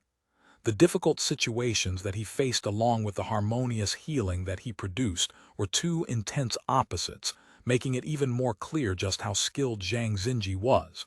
Attack while ignoring defense. For defense, the others on Tyranny would be relying on Zhang Xinji. How could this sort of Tyranny lose? Tyranny had won. Happy had no way to deal with Zhang Xinji. This was what countless people thought. Tyranny's fans had already started shouting victory cries. The threat of the 7-color springs. Could Happy even hold on until then? Even if they could, how many of them would be left? What else can Happy do? The pro players in the chat group were discussing this question. When they watched matches, they would pretend that they were the ones playing the match. If they were winning, how could they widen the lead? If they were losing, how could they bring it back? The chat group became a war room. People would put in their thoughts while others would argue against it. Their words were like a simulation of the battle.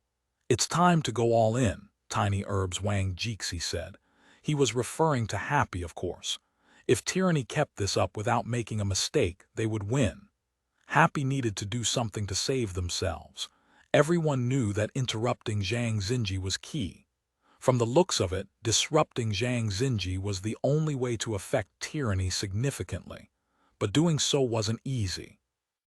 Happy had interrupted Zhang Xinji's healing here and there, but it wasn't enough. Once or twice would throw off Tyranny's rhythm. Right now, Happy needed to completely suppress Zhang Xinji's Immovable Rock to turn around the situation. Attack. Forcing their way through was Happy's last remaining option. Their focus would need to be Zhang Xinji's Immovable Rock. Who would initiate it? The pro players paid attention to this question. They didn't believe that Happy would just sit there and watch tyranny defeat them. Happy would certainly struggle. Even if they lost in the end, they wouldn't go down without a fight. Soft Mist. The camera suddenly shifted over to Soft Mist. Dragon breaks the ranks. Magic gathered at the tip of her spear.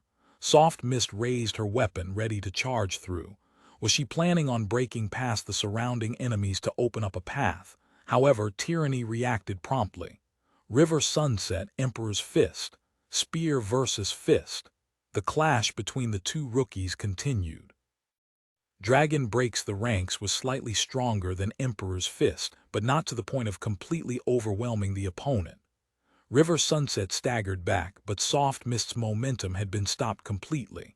A figure dashed for the opening created from River Sunset's stumble. Lord Grim, Shining Cut. An arc of light flashed across the field.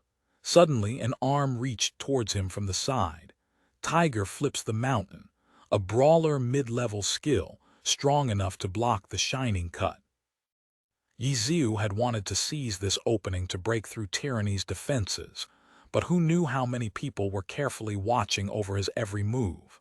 Lord Grim immediately stopped. Lin Jingyan had done his best to time the Tiger Flips the Mountain so that Yiziu wouldn't be able to dodge it, but he hadn't thought that Yiziu could suddenly stop moving. Had he predicted he would be intercepted? Lin Jingyan could not wait for Yiziu to make his next move. If he saw the move and then countered, Yiziu would act before he did. As a result, he decided to take the initiative. Turn Double Crescent Fang. He swung his arms in an arc, his claws slicing at all possible openings. What could he do?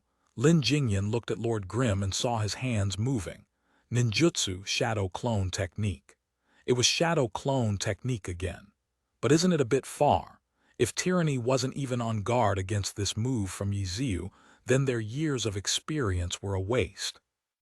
They couldn't guarantee that Lord Grim wouldn't use Shadow Clone Technique.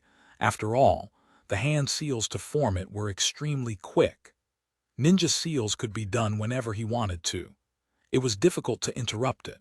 They couldn't stop him from using Shadow Clone Technique. They could at least prevent it from being an effective tool.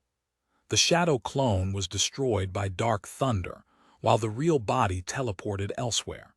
However, Lord Grim was still a distance of 3 body lengths away from Immovable Rock. That was the limit of Shadow Clone Technique. Afterwards, he saw a grenade fall 1 body length away from Immovable Rock. Does he have a way to get in front of the grenade? Flickering Stab. They had seen Yiziu use it in the group arena against Han Wenking, so they knew that Lord Grim had this skill in his arsenal. However, Flickering Stab would only move him 1 unit forward. He was 2 units away from the grenade, though, so it wouldn't be able to get him where he wanted. Yiziu had no way to get past the grenade in time. The grenade exploded, Implosion Grenade. The powerful shockwave sent Lord Grim flying back to where he came from.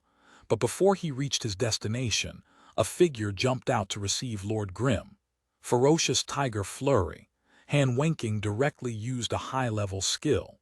Desert Dust began his dangerous dance in the air. Lord Grim also answered back, though, fighting until they reached the ground. But under the pressure from Ferocious Tiger Flurry, Lord Grim could only retreat. Han Wenking focused his attention here, ignoring everything else. For such a huge threat like Yiziu, having someone specifically on guard against him was completely reasonable. Suma Cheng's long-ranged support. She was too far. She couldn't put enough pressure onto Zhang Xinji. Suma Cheng had tried to push forward to pressure him harder and get Immovable Rock into her firing line to completely suppress his healing. But at that distance, Dancing Rain became well into dazzling 100 Blossoms range. Under the threat of a Spitfire's numerous special bullets, how could she set up her firing line? Mounted Gun. Suma Cheng activated another high-level skill. However, many of the pro players saw this move and had their doubts. It was true that while under Mounted Gun's effects, she couldn't be interrupted. The problem was that it also restricted her movements. Her goal was to attack immovable rock, not to win over dazzling 100 blossoms.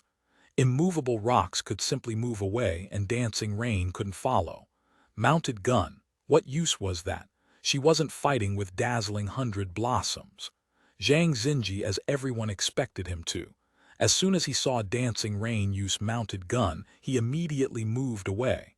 But after only a few steps, the ground in front of him suddenly lit up. Magic began to flow. It was a summoning formation. The pro player's eyes lit up. So Happy's had made arrangements here. Dancing rain had forced immovable rock into the jaws of the beast. The camera shifted over to concealed light. They saw him stick close to a wall, trying to make himself invisible as he waved his staff. In reality, none of tyranny had overlooked him. You could see it simply by noticing that concealed light had never able to get his 4 summons to gather together. Tyranny had been on guard against his most threatening move, Elemental Beast King formation, the entire time. The present situation showed this. There were 3 summons, Frost Eagle, Wyvern, Spirit Cat, all surrounding Dark Thunder. Otherwise, Lin Jingyan's Dark Thunder would have rushed forward to take out Concealed Light or Little Cold Hands. These 2 characters had constantly been under Happy's protection, but now that Happy had begun going on the offense, they didn't have time to take care of them. Lin Jingyan's Dark Thunder had leapt into the air to swipe his claws at the Thunder Eagle. Fighting with summons was treating the symptoms but not the cause. Lin Jingyan wanted to quickly break away from these 3 summons to directly attack the summoner. However, just when he swiped his claws, the Thunder Eagle turned into a bolt of lightning and disappeared. Hit. Lin Jingyan knew that he hadn't. This only happened when the summon was killed or when the summon was resummoned. Lin Jingyan heard an eagle cry and turned to look over. A new Thunder Eagle had flown out from the summoning circle in front of immovable rock. With a thunderclap, it dove towards immovable rock. Immovable rock dodged, but a second summoning circle had appeared next to him. The Wyvern and Spirit Cat next to Dark Thunder immediately rushed towards immovable rock. Lin Jingyan had no one on him now, but his heart began to drop. 2 of the summons were moving towards there, and over there was a new Thunder Eagle and a Frost Wolf. All 4 beasts were on the verge of gathering together. He had to stop one of them no matter what. Dark Thunder twisted his body to attack, but the Spirit Cat was too nimble and dodged it. Lin Jingyan didn't try again. The Spirit Cat was the hardest of the 4 to hit. He tapped lightly on his keyboard and Dark Thunder leapt into the air. He stretched out his hand, grabbing the tail of the Wyvern. His 2 hands pulled, fling. The Wyvern was thrown as far away as possible and then powerful knee strike. Dark Thunder rushed towards Concealed Light. Killing the Wyvern wouldn't solve the problem. Throwing it far away was the smartest choice. The Frost Wolf walked out from the summoning circle. As for immovable rock, the backlight cross in his hands glowed as he fought against the Frost Wolf. Crusader's trials. The skill he had brought into the match was being used again to contend with the Frost Wolf. A 3rd summoning circle appeared. Luo Jai was preparing to resummon a Wyvern, but Dark Thunder had already closed in. He raised his hands and threw a brick. A figure flashed by, blocking it. And Wenyi had used Little Cold Hands to body block the brick, preventing Concealed Light's summon from being interrupted. The Wyvern would be summoned again, but he'd better not think of trying to use Elemental Beast King formation. There was more than enough time for Dark Thunder to reach Concealed Light. Little Cold Hands. With a slap, he swatted him aside. The healer was always the focal point in a team competition, yet Lin Jingyan had ignored him. Concealed Light, only Concealed Light had the power for Happy to make a comeback. 4 Elemental Beast King Concealed Light shook his wand. The 4 beasts seemed to hear the owner's command and began to circulate their elemental power. The 4 elements gathered together, but before the spell could be completed, the summoning circle tattered. Interrupted. A strangle, Dark Thunder held Concealed Light by the throat. He was pinned against the wall, unable to continue casting. It's over. The pro player chat group fell silent. It wasn't to say that they wanted Happy to win, but rather that they had hoped for more twists and turns in the match. It was true that Immovable Rock had 4 summons surrounding him, but he was able to use Crusader's trials to protect himself for a bit. Then he used Angel's wings to float into the air, greatly reducing the threat from the Frost Wolf and Spirit Cat. Zhang Giles' dazzling 100 Blossoms also provided some support, shooting ice bullets at the Fire Wyvern, dealing bonus damage. Killing it would take a blink of an eye.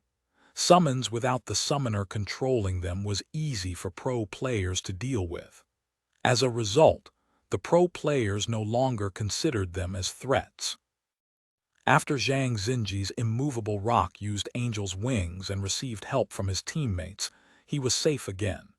Victory was certain. Even the pro player chat group were sure of it as well. The camera had switched to Yiziu's Lord Grimm.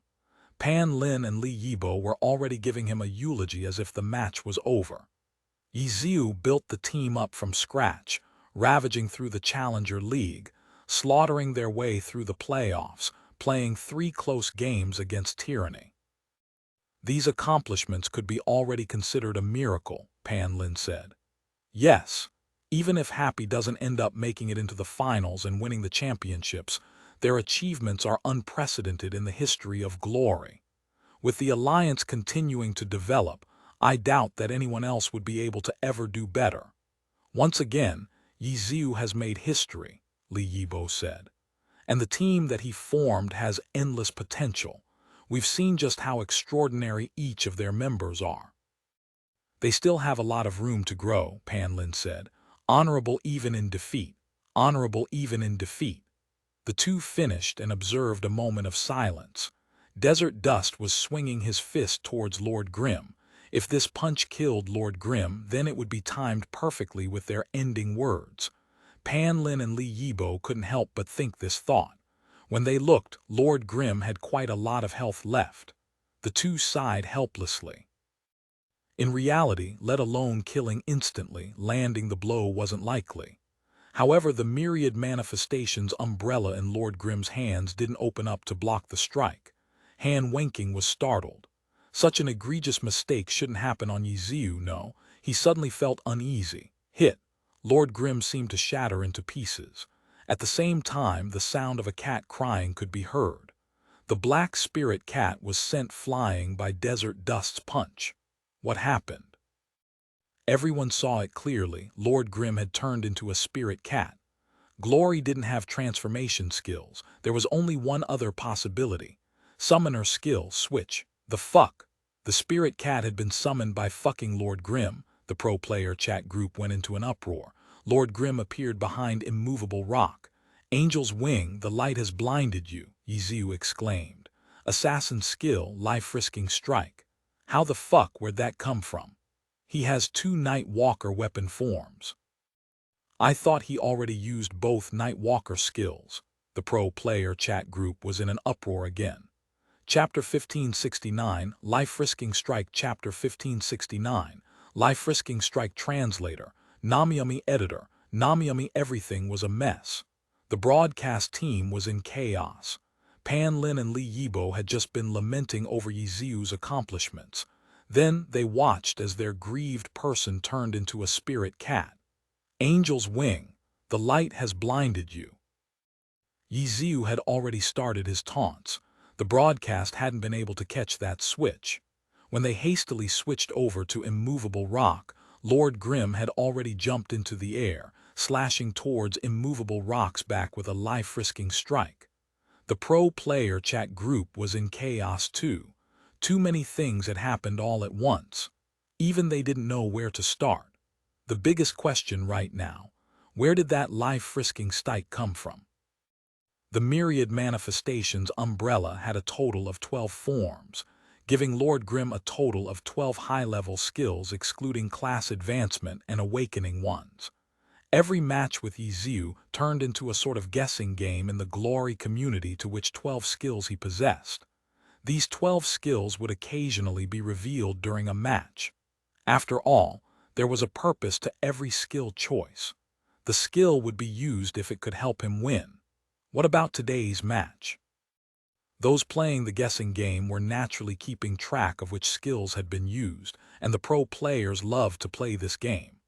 Heroic leap, poison needle, underground tunneling technique, flickering stab, wind wave sword, magnetic field coil, maelstrom counterattack. Everyone had been counting. He had also just summoned a spirit cat and used switch, making it a total of 9 out of 12 skills revealed. Life-risking strike seemed to be one, but it didn't make sense. Everyone knew what forms the myriad manifestations Umbrella could transform into. 3 priest forms, 2 mage forms, 2 fighter forms, 2 swordmaster forms, 2 nightwalker forms, and 1 gunner form, a total of 12. In today's match, he had already used 2 nightwalker skills, underground tunneling technique and flickering stab. He only had 2 nightwalker weapon forms, so how could he have a 3rd nightwalker skill like life-risking strike? There was a 13th weapon form. It was everyone's first thought, but when they took a closer look, everyone coughed blood. Myriad manifestations umbrella. Lord Grimm had put it away in his inventory. Lord Grimm was currently holding a dagger. He had switched weapons. For gunners, switching weapons was called dual gun style. For swordmasters, switching weapons was called dual sword style, and so on and so forth. They could all be collectively referred to as weapon switching style. Unspecialized. To use skills from different classes, they needed to equip different class weapons to fight. They were the biggest proponent of this weapon switching style. The reason why other classes would choose to use a weapon switching style was to make their movesets more flexible. On the other hand, unspecialized players chose to switch weapons out of helplessness. If they didn't, there was no way for them to play. As a result, among the classes that could employ a weapon switching style, unspecialized players actually hated it the most. For unspecialized players, the myriad manifestations umbrella in Yiziu's hands was their biggest dream. It was a weapon that could transform into 12 different weapon forms. It would let them say bye-bye to the weapon switching style. However, despite already having a weapon with 12 different forms, Lord Grimm unexpectedly carried a 12th one so that he could switch weapons. No one knew what to say. The pro players instantly began to curse at him, showing off their hand speed. As for the live crowd, because of the projection technology, the live crowd hadn't missed it just because the broadcast had. They had seen Desert Dust strike the spirit cat, while Lord Grimm appeared where the spirit cat had originally been. Life-risking strike, blood for blood, life for life. The damage dealt by the skill depended on the user's health. The proportion between damage dealt and health burned was determined by the level of the skill. Lord Grimm had added it to his weapon as a bonus skill, so it could only be level 1. The amount of damage it dealt was limited. Was this strike enough to instant kill immovable rock? No one bothered to make calculations because the answer would soon be revealed. The ones in the most chaos were Tyranny's players. This change had been too sudden. Zhang Giles' dazzling 100 Blossoms was currently attacking Dancing Rain. Song Qiying's River Sunset was in an intense fight with Tang Ru's Soft Mist. Lin Jingyan's Dark Thunder was trying to eliminate the threat of Happy's Summoner. In that instant, their backs had been facing there. They didn't know about what had just happened, up until Yiziu's taunting. Han Wenqing typed, "Healer." When Desert Dust struck the spirit cat, he immediately sent out a warning. He hadn't panicked. He had commanded the team as the captain for 10 years. Giving out clear orders was instinct to him. Others might have warned with a switch, but that was too vague. Switch. Switch to where? Even if Tyranny's players were experienced, if they saw this instruction, they wouldn't have thought of the summoner's switch skill. The word switch had multiple meanings. Giving this sort of order would only confuse the team even further. But Han Wenqing wouldn't make this sort of mistake. The switch had happened already. The players fighting didn't need anyone to explain what was going on in the battlefield. What they needed to know was what the next step should be and how they should take it. Healer, a single clear word. On the other hand, Yiziu's taunting was 8 words along with 2 exclamation marks. There were many players who talked trash, but there were very few who let their trash talking get in the way of their playing. Everyone knew what the priority was.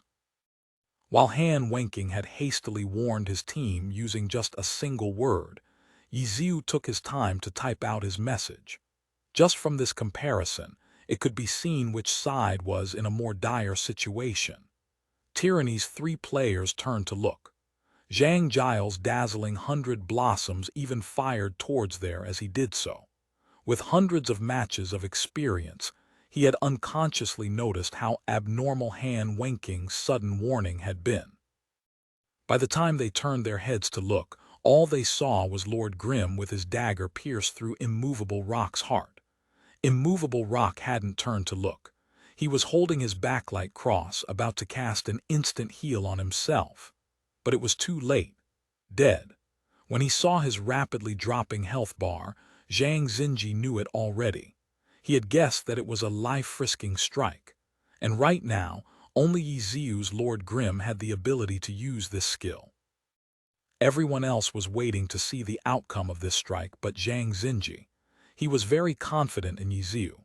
For him to use as risky of a move as life-risking strike, he was certain that Yiziu had calculated it. This strike wouldn't give him any opportunity to turn things around. One hit certain death, Oko. The glow from backlight cross receded. The angel's wings lost its luster and then shattered. Immovable Rock plunged towards the ground. His name had turned gray. 31 minutes 58 seconds. Team Tyranny had lost Zhang Xinji, their healer. Apart from Han Wenking, the other Tyranny members didn't know how it had happened, including Zhang Xinji. All they saw was Lord Grimm next to the dead Immovable Rock, as well as the dagger in Lord Grimm's hands. Life-risking strike. It had to be life-risking strike. There was no other skill that had such explosive burst. If it was life-risking strike, then you die too. Having lost their healer, Tyranny needed to kill Yiziu, and the opportunity was right there. After life-risking strike, he wouldn't be able to get healed for a certain amount of time. For a level 1 life-risking strike, the proportion between health burned and damage dealt couldn't be high. Thus, Lord Grimm had burned away nearly all his health, leaving him with only 7% left. With 7% health left, a group attack would instantly kill him. But Tyranny couldn't be happy just yet. Of their 4 attackers, 3 of them were close-ranged and quite far from Lord Grimm. Song Qiying and Tang Ru were fighting against each other. The 2 were interlocked, unable to escape from each other. Han Wenking's desert dust was free to move around, but he was the farthest away. By the time he reached there, who knew if Yiziu would still be around?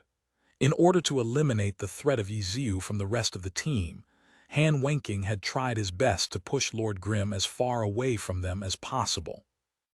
But with this switch, Lord Grimm instantly returned back to where he was. Han Wenking's desert dust was now all alone. For a moment, he would have no impact on the battle. He had originally been the clearest on Tyranny about the situation and the first to react. But because of how far away he was and because he was a striker, all he could do was type. There was no need for him to type anymore. Everyone on Tyranny knew what to do.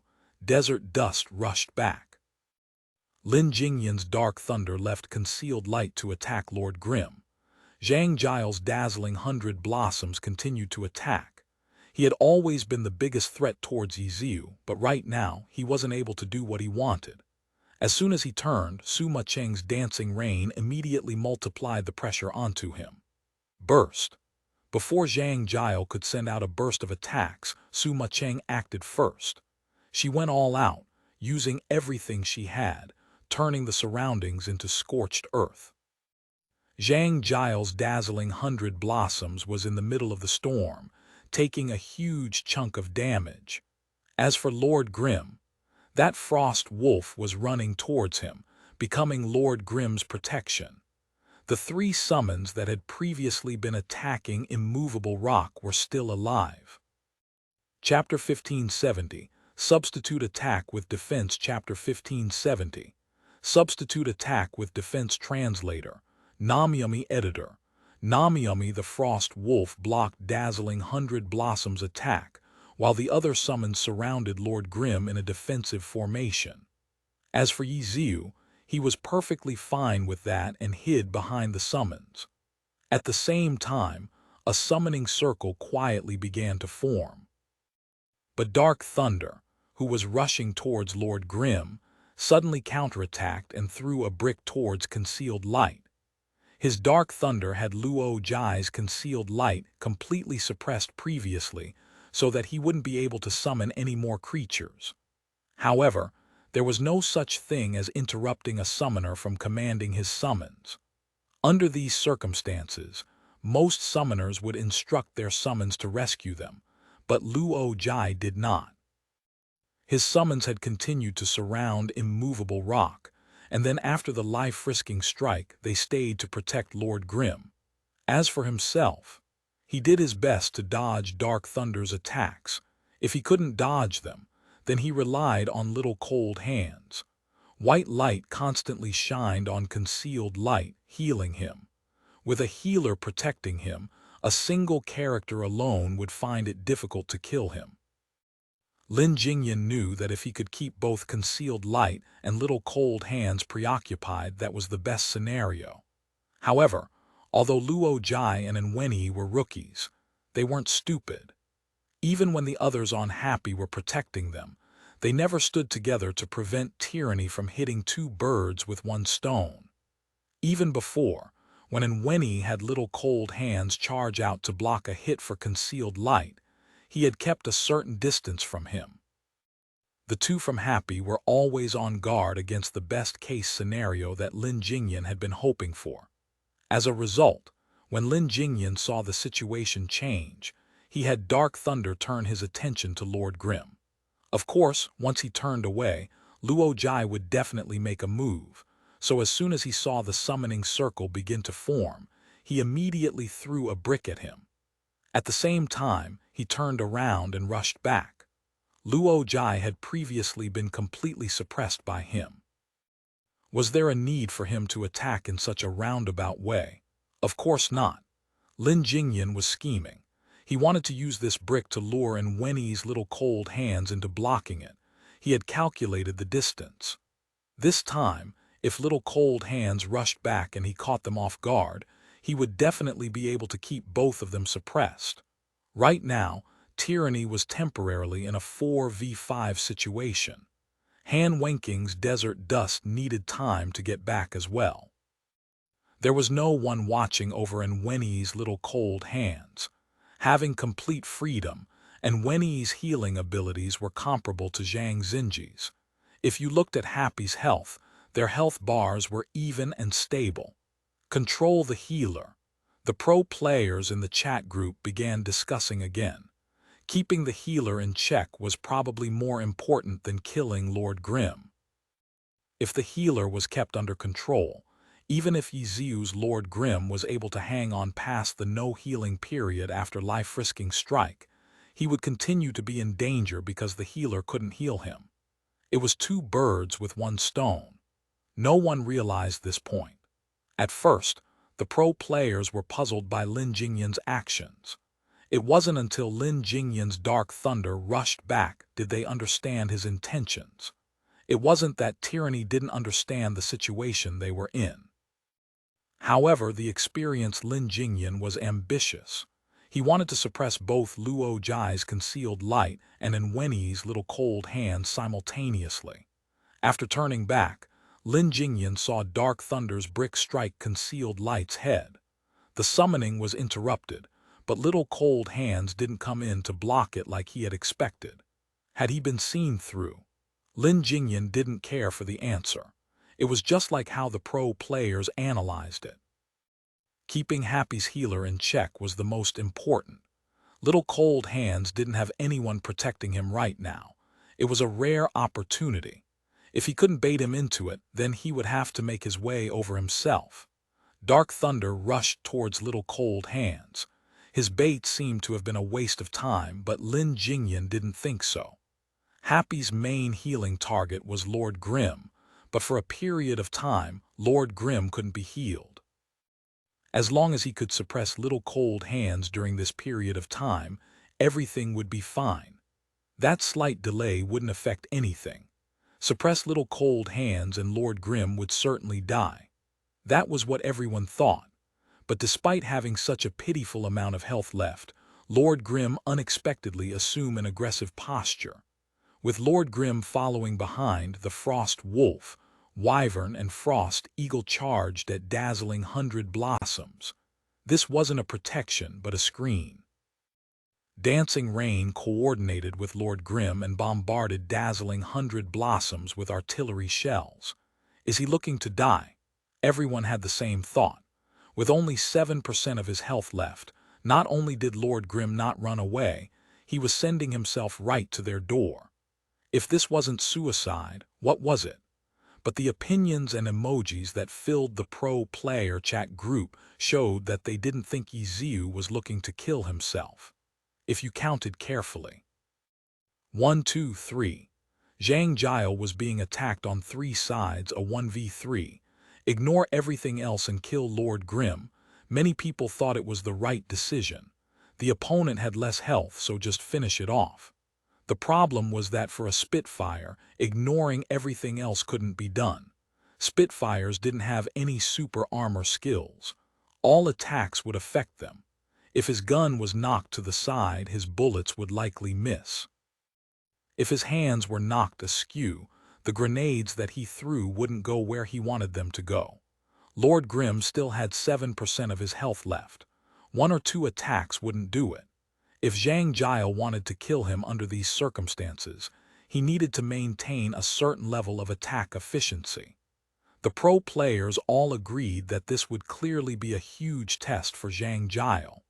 Zhang Jiao also understood this point. The Wyvern spat out a fireball, while the Thunder Eagle fired a bolt of lightning towards him. He was immediately facing attacks from all directions. The Frost Wolf roared and charged at him, its frost breath spread out to obscure his vision. Chance. Zhang Jiao saw an opening to attack Lord Grimm. He rolled while throwing a grenade. Compared to shooting, grenades had AA damage. Even if his aim was slightly off, the AA might hit Lord Grimm.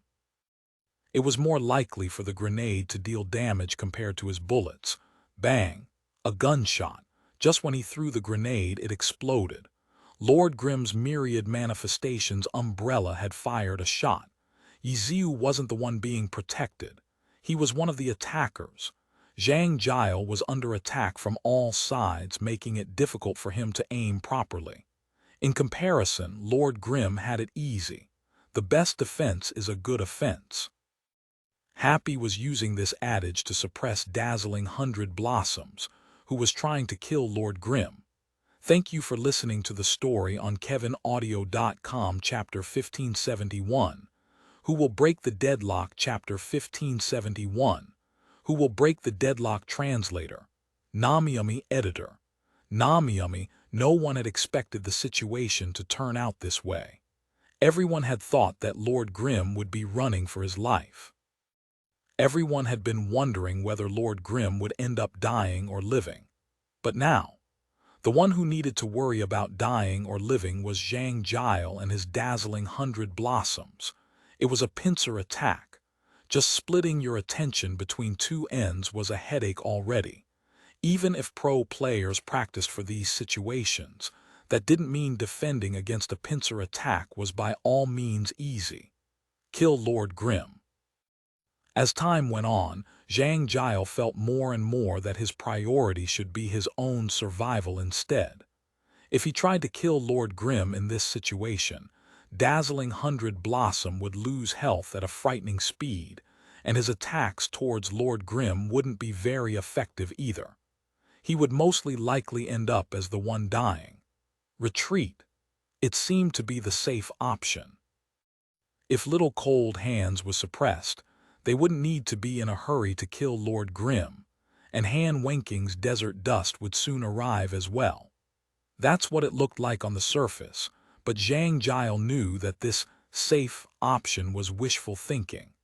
As soon as the pressure that he put on Happy was put to a halt, Happy wouldn't need to continue attacking because their goal would have been accomplished. In that case, Happy would certainly shift their attention towards Lin Jingyan's Dark Thunder to rescue Little Cold Hands. Once Little Cold Hands was safe, their advantage would be consolidated. No matter how many twists and turns occurred in the team competition, attacking the healer would always be a good move. By pressuring Lord Grimm with his attacks, Zhang Jiao became a chain preventing Happy from protecting their healer. From a certain perspective, it showed just how important Yiziu was to Happy. Any other team would have likely abandoned one of their players to prioritize protecting their healer. Even if it ended up becoming a 4v5 later, having a healer while the other side didn't mean that their chances of winning wouldn't be low. This principle was backed by hard data. In all 10 years of Glory Pro play, this sort of 4 with healer versus 5 without healer situation had happened 101 times. In 74 of these 101 matches, the 4 with healer side won. It had happened in Season 4, when Zhang Xinji helped Han Wenqing topple Team Excellent Era's reign. In Season 5 and Season 7, the god of healing, Fang Shiqian, helped Wang Jixi lead Team Tiny Herb to 2 championship wins, giving birth to the saying, "Whoever has the healer rules the world." The healer was immensely important to a team, and as a result, many strategies targeting healers had been created. During the regular season, Happy's healer wasn't looked upon highly, but Happy took advantage of this opinion, setting up traps around their healer. It was a classic example of using the value of a healer to one's advantage. Healers wouldn't be sacrificed.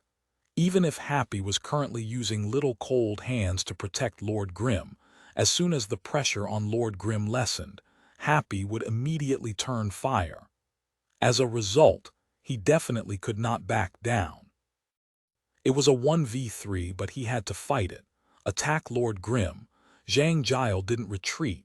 Dazzling 100 Blossoms didn't retreat. Everyone could feel his determination and the meaning behind it. Happy wanted to force Zhang Jiao back and then save Little Cold Hands. It would be killing 2 birds with 1 stone. However, Zhang Jiao refused to back down. If he didn't back down, Happy could not turn fire. If they turned fire, an opening would appear, and Zhang Jiao would certainly seize it to kill off the 7% health Lord Grimm. What now? Happy's one-hit kill against immovable rock had been a miraculous play, and now, how would they get out of this impasse? Desert dust was getting closer and closer. Farther away, Qin Mayan's -9 degrees was also approaching. Could he burst down dazzling 100 Blossoms before they arrived? Unlikely. Even if it was a 3v1, Yiziu's Lord Grimm couldn't play too boldly. After all, he only had a sliver of health left. He needed to attack cautiously with safety in mind. As for Concealed Light's summons and Dancing Rain's artillery fire, although their damage was impressive, it wouldn't be enough to burst him down instantly. After all, Zhang Jiao wasn't a dead tree. Yiziu would most likely have to risk it, using his 7% health Lord Grimm to get close to dazzling 100 Blossoms. The camera had switched over to Lord Grimm. Suddenly, light shone from beneath Little Cold Hands and Dark Thunder. A summoning circle had formed, turning the soil black. A Devil World's flower broke through the earth and bloomed. Shua. Vines immediately shot towards Dark Thunder's feet. He had no choice but to dodge them. If he didn't, he would be seized, and it was exactly because Devil World Flower had outstanding crowd control that every summoner would learn it. Whenever anyone faced against a summoner, killing it was their first priority. Luo Jai's presence was too tiny. No one had thought that he would be the one to break the impasse. With the interference from Devil World Flower, Dark Thunder's attacks towards Little Cold Hands immediately stopped.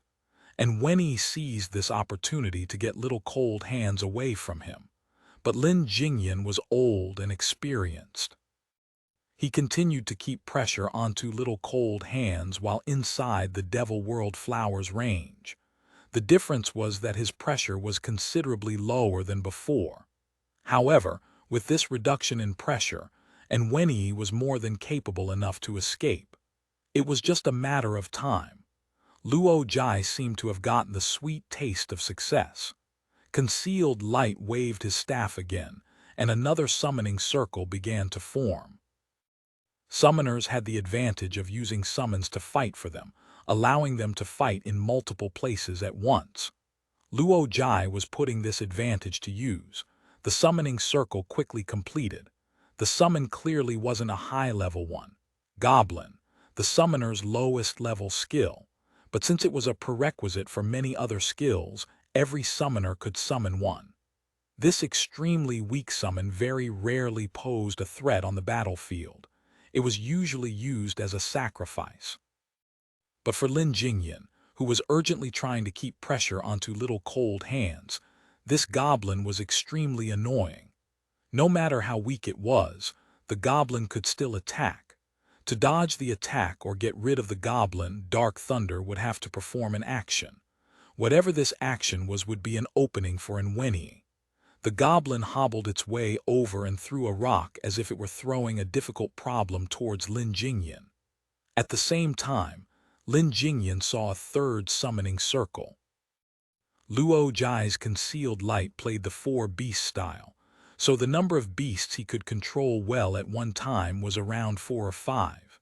However, that didn't mean his concealed light only had those 4 beasts and a Devil World Flower. Hua, a Death Knight, walked out from the summoning circle. It was the core of a different summoner style, so for a 4-beast style summoner, it could only play a small role. As a result, it was a very rare choice. After all, the skill points needed to learn Death Knight was rather high. But skill points happened to be the area where Happy was number 1 in Chapter 1572, Like a Dream Chapter 1572, Like a Dream Translator, Namyami Editor. Namyami, the shadow created by the overtowering Death Knight, covered the entirety of Dark Thunder. The Death Knight lifted his enormous rusty sword and swung downwards. Dodge. Lin Jingyan's only choice was to dodge. The Death Knight wasn't a goblin. If that strike hit, it wouldn't be just a small impact, it would likely knock him down.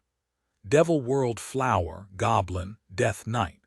The 3 summons by themselves weren't enough of a threat to make Lin Jingyan helpless, but completely suppressing Wenyi's little cold hands under these circumstances wasn't likely. Lin Jingyan would probably be able to interrupt longer casts, but clerics had access to 3 instant cast heals: Small, Great, and Holy Cure. Knowing that Lord Grimm would need to be healed after using life-risking strike, and Wenyi had intentionally saved these skills for him. Happy had stabilized the situation. Everyone realized this point, and the one who helped Happy stabilize it was Luo Jai. This inexperienced rookie had shined brightly in both team competitions against Tyranny. Last time it had been through his outrageous dismantle style, and this time, he had done it by putting to use one of the most fundamental characteristics of a summoner. Luo Jai's hands were shaking. He could sense his hurried breathing.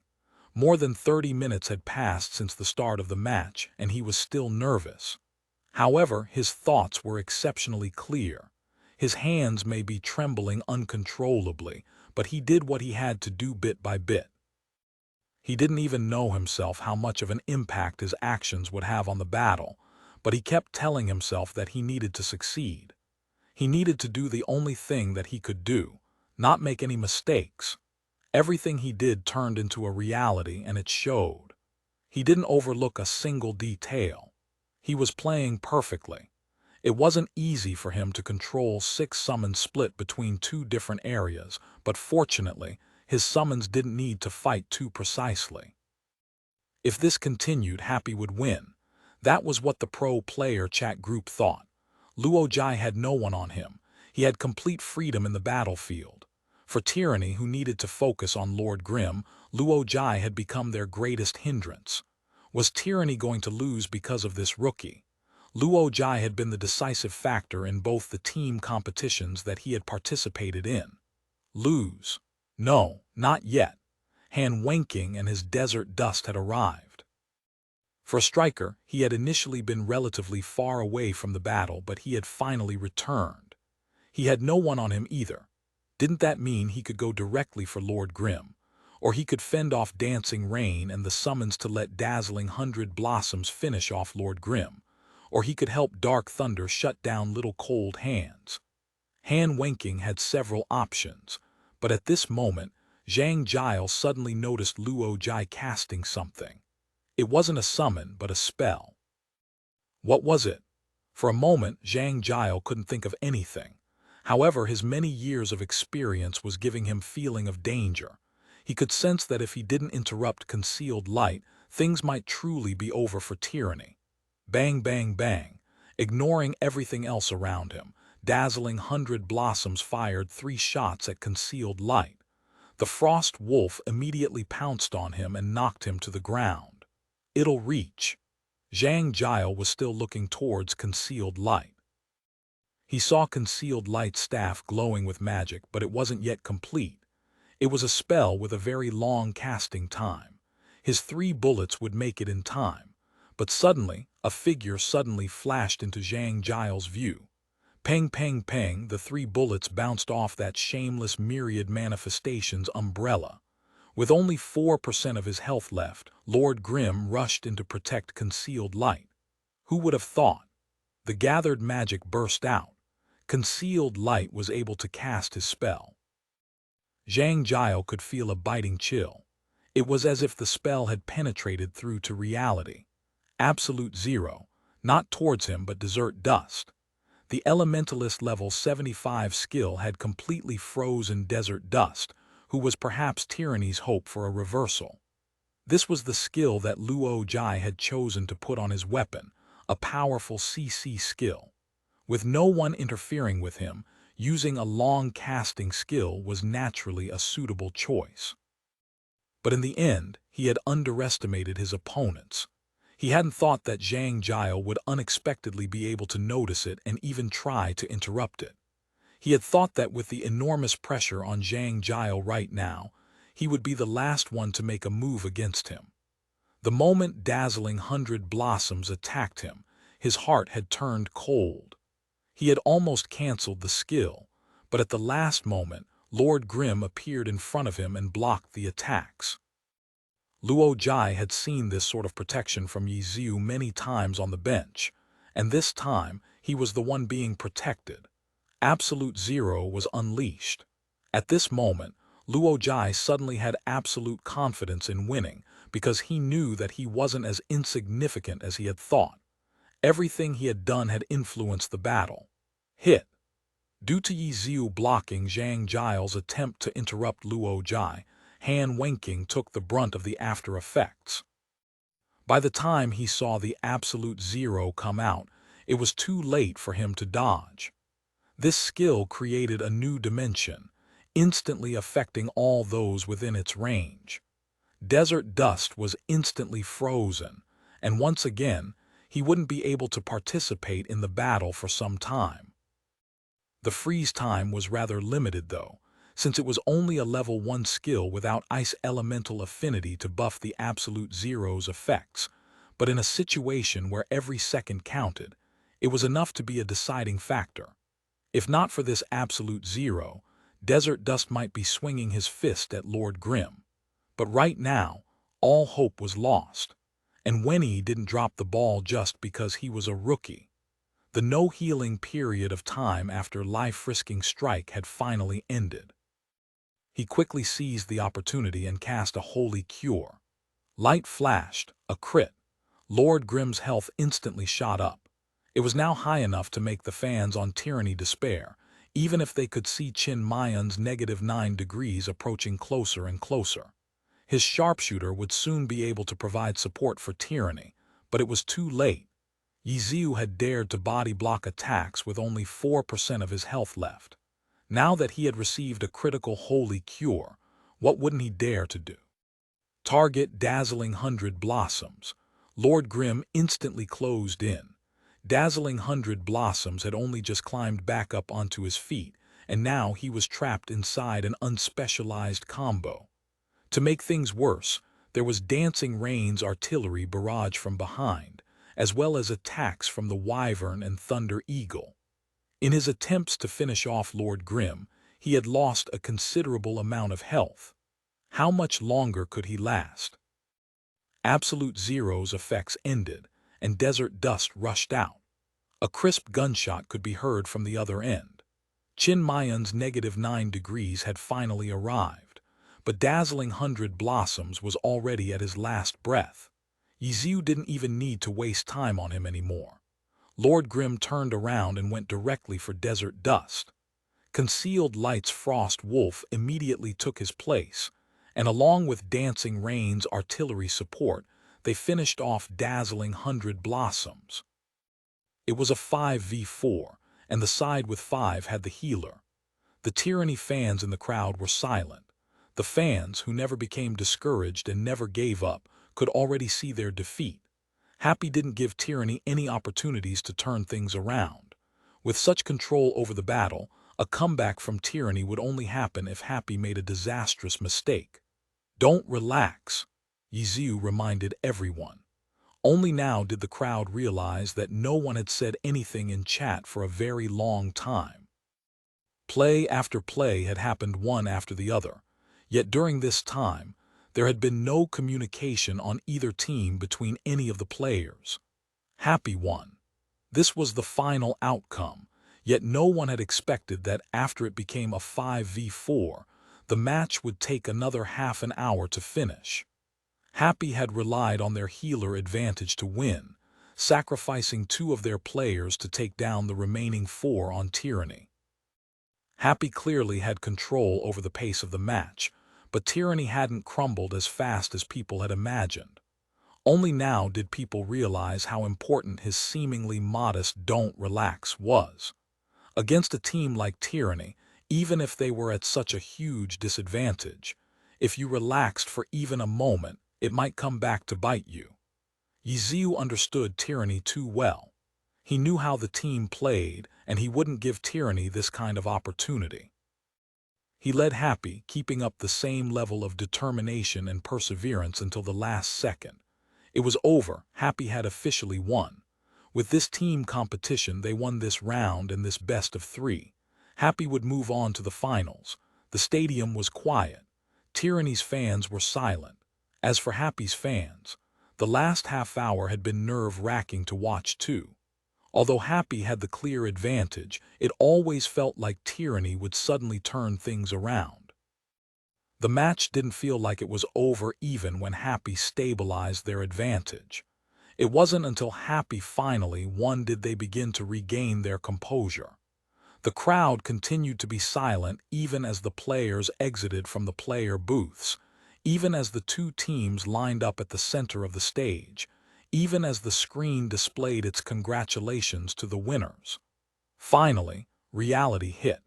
Happy had won. They had started at the bottom of the Challenger League, and now they would be moving on to the highest stage in glory. It was all like a dream. Chapter 1573, Their Own Roads. Chapter 1573, Their Own Roads. Translator, Namiyami. Editor.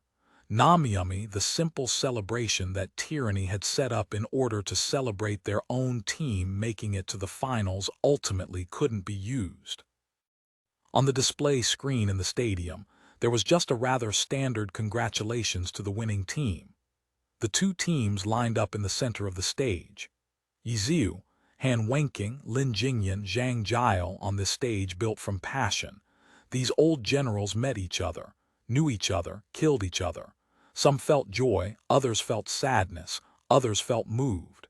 Perhaps they couldn't be called friends, but their mutual understanding was no inferior to that between any pair of closest friends.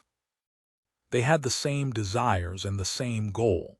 On this stage, they shed the same sweat, burned with the same passion, But it was a shame, for not everyone could achieve the results they desired. Every time there would always be those who had to leave the stage partway through. It was over. Han Wenking looked at this familiar stage at the silent stadium. Another season was over. The 10th season of his professional career had come to an end. Another failure. Yes. In Han Wenking's heart, not obtaining the championship was a failure. Glorious defeat was not a phrase that he liked.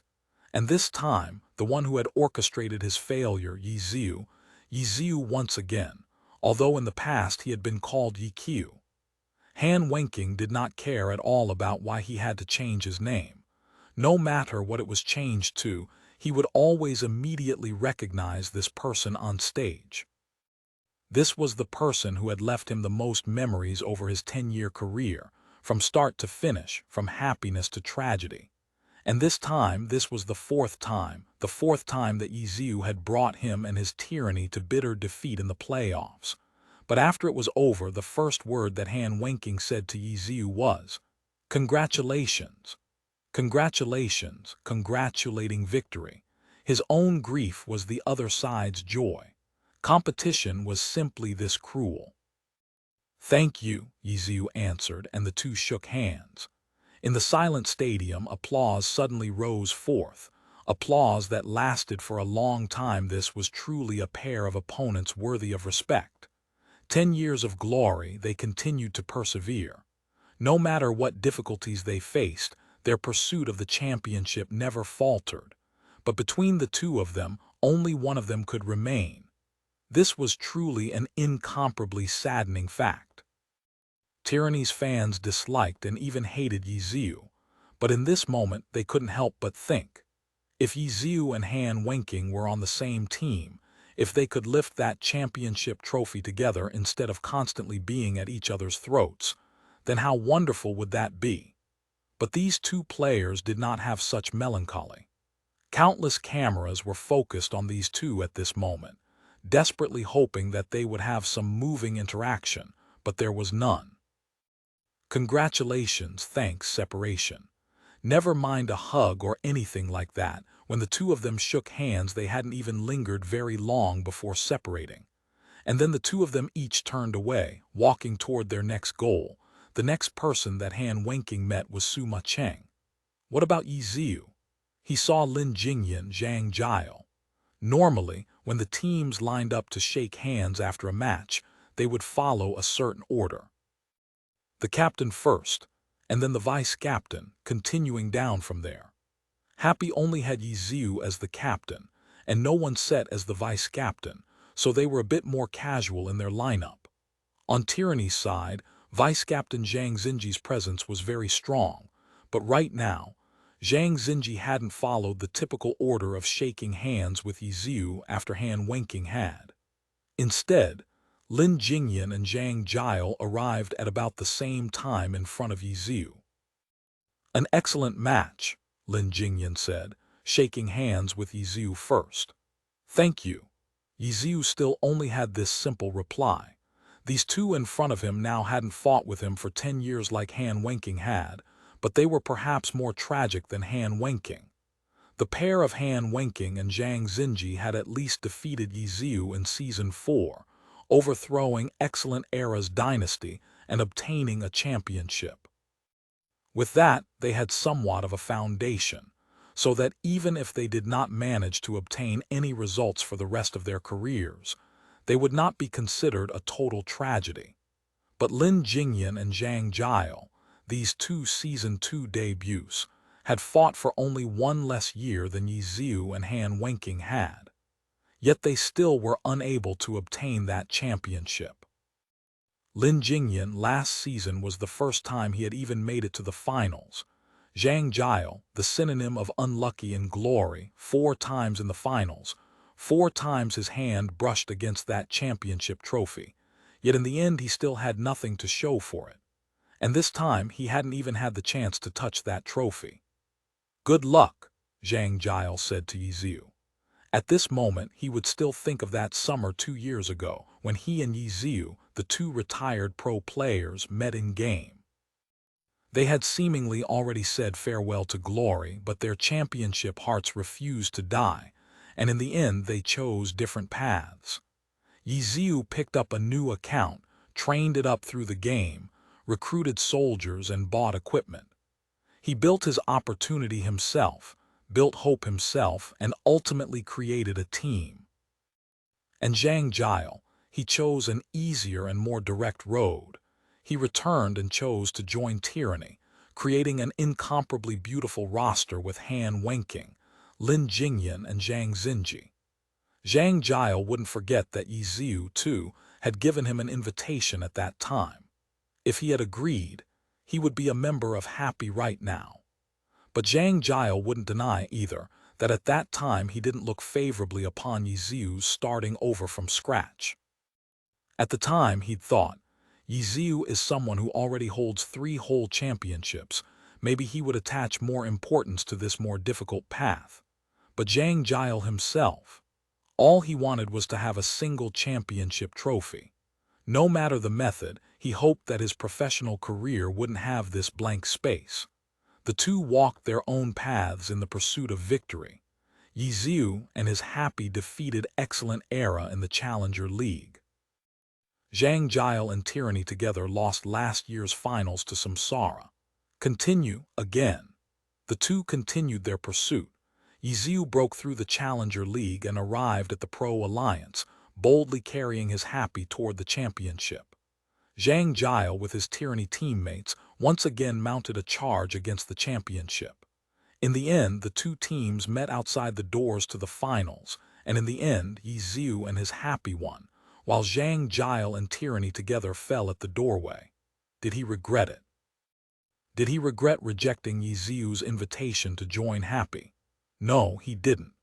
If it were still the Zhang Jiao of 2 years past, after directly falling to Happy, he would probably be extremely upset about his decision. But the Zhang Jiao of today was not. He had walked together with Tyranny for 2 seasons now, had fought and killed together with these teammates for 2 years now. He still prioritized results, but he now deeply appreciated the process. These 2 years he had experienced much, and his mentality had changed a lot as well. Last season they'd had the chance to obtain a championship. This season, Happy had only taken the chance that they'd had last season. Even if Happy did ultimately manage to win the championship, Zhang Jiao would not have any regrets because of that.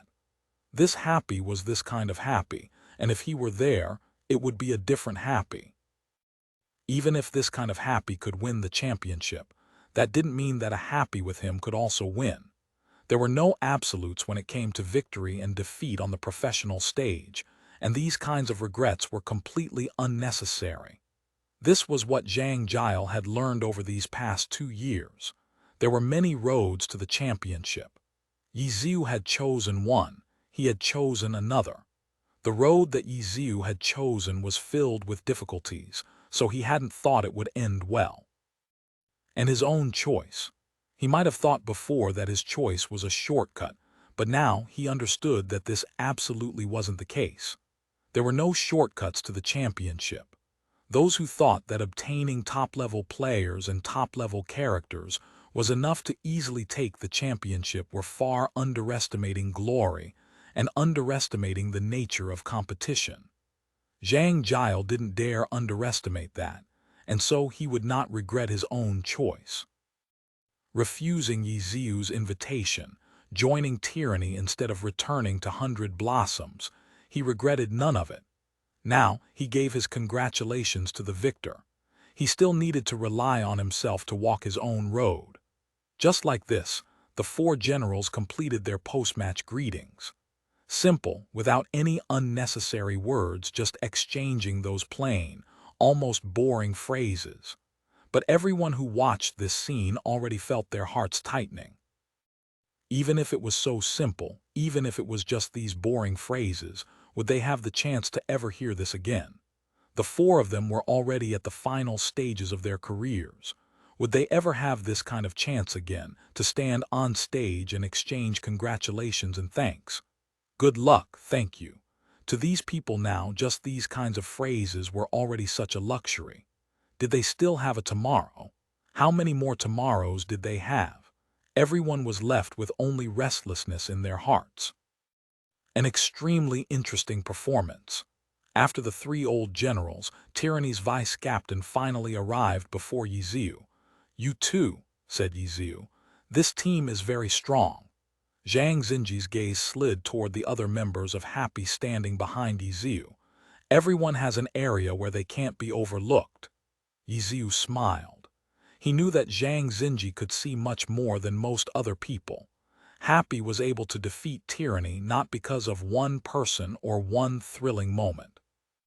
Their team's operation was thorough and outstanding.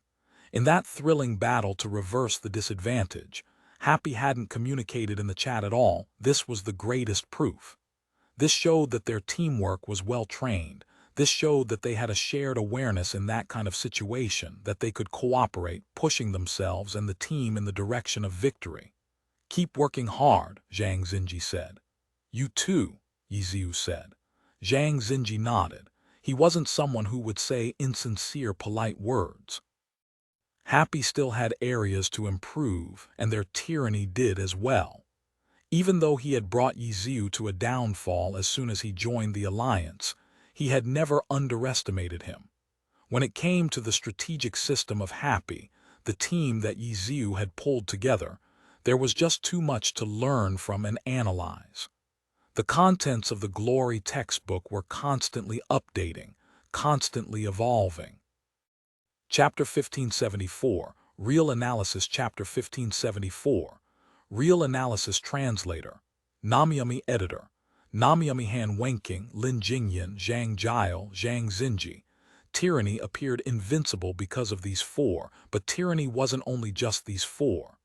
Song Qiying and Qin Mayan had played in this round's team competition. By the time Qin Mayan joined the battle, Happy already held the upper hand.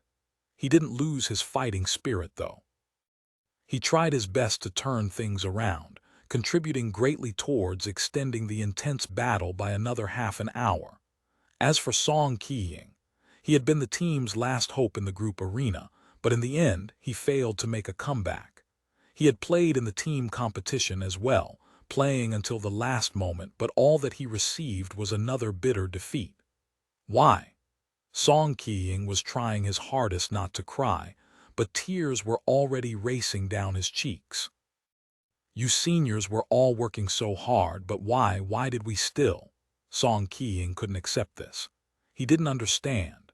He himself was still young and had a future, and as a man of Tyranny, he wouldn't start crying uncontrollably just because of a single defeat.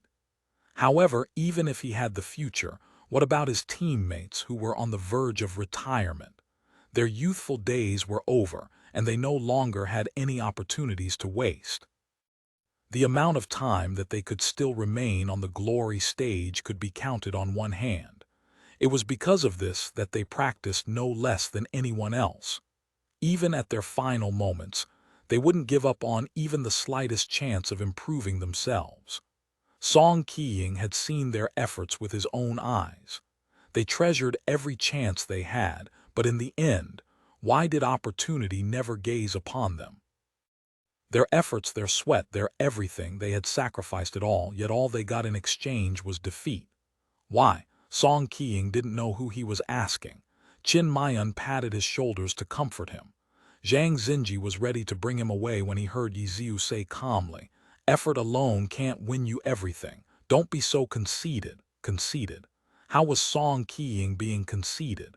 He couldn't help but feel stunned at that word. "In terms of effort, do you think our Happy would lose to you?" "No, not Happy and not any team," Yiziu said.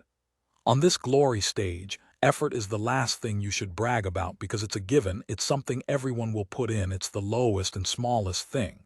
Recognize this and keep climbing. Keep working hard." As Yiziu said this, he shook hands with Tyranny's sixth player, Qin Mayan, and then waved to the crowd, even if this was Tyranny's home stadium, even if this place was filled with glory fans who hated him. Applause came, but it was rather reserved. Although there were people who were moved by Yiziu's words, their hatred stood strong. Today's match was another addition to the list. The crowd didn't boo, instead giving Yiziu a bit of applause. It showed just how moving Yiziu's words were today. The referee announced Team Happy's victory. This time, the fans in the away team seats gave thunderous cheers, looking more like winners than before. The applause from Tyranny's fans wasn't too soft either, but their applause wasn't for the winners but the losers, Tyranny. Although their applause hid their disappointment, they had to tell their team that even in defeat, Tyranny would always be heroes in their heart. The two teams entered the stadium's passageway. Neither team said anything as they walked to their prep rooms. The two teams were required to participate in the following press conference. The order wouldn't be by home and away team, but by losing and winning team. The first to go up was Team Tyranny. Their loss didn't only symbolize the end of this round, but the end of this set and this season. The questions that Tyranny would need to face wouldn't be limited to just today's match. Han Wenqing, Zhang Xinji, Lin Jingyan, Zhang Jiao. These four went out for the press conference. Their gathering ignited sparks among the Glory community. Just the names alone were enough to spark interest from Glory fans. But after last year's defeat, they had lost again. Everyone knew the weakness in this exciting lineup. Perhaps it was because of this weakness that such a luxurious team could be formed. But they had failed 2 seasons in a row. This luxurious lineup failed to meet their fans' expectations as well as their own. What would they do next? Compared to the contents of today's match, the future of Tyranny was a more important topic. Questions needed to be asked in sequence, though, especially when facing such an intimidating group of stars who deserved respect. No reporter planned on making it hard for them. Tyranny's loss against Happy is regrettable. The first reporter to speak would often start off with this sort of opening remark before moving on to the next logical step. How do you think your opponents played today? Extremely well. As the captain, Han Wenqing answered back, giving a reply that every reporter hated. Luckily for the reporters, he turned his head to the side and added, "How about we have Xinji give a more detailed explanation?" Of course. No one would object to that. Zhang Xinji always said things as they were. Questions asking about how the opponents did were the easiest to brush off, but if Zhang Xinji was answering it, that wouldn't be the case. Group arena or team competition. After Zhang Xinji received the question, he immediately asked for clarification. Team competition, the reporters replied. The team competition had elements of teamwork and individual play, so there were more things to talk about than the group arena. For the team competition, we confirmed after the match that the spawn point was determined randomly, right? Zhang Xinji began, showing how strict and serious he was with the game. As soon as the match ended, he immediately made clear what doubts he had. Yeah, the reporters nodded their heads in agreement. Zhang Xinji nodded his head and pondered for a moment. Then, starting from this point, he summarized what happened in the team competition before cautiously saying, "There are many things that we can learn from Happy in today's team competition."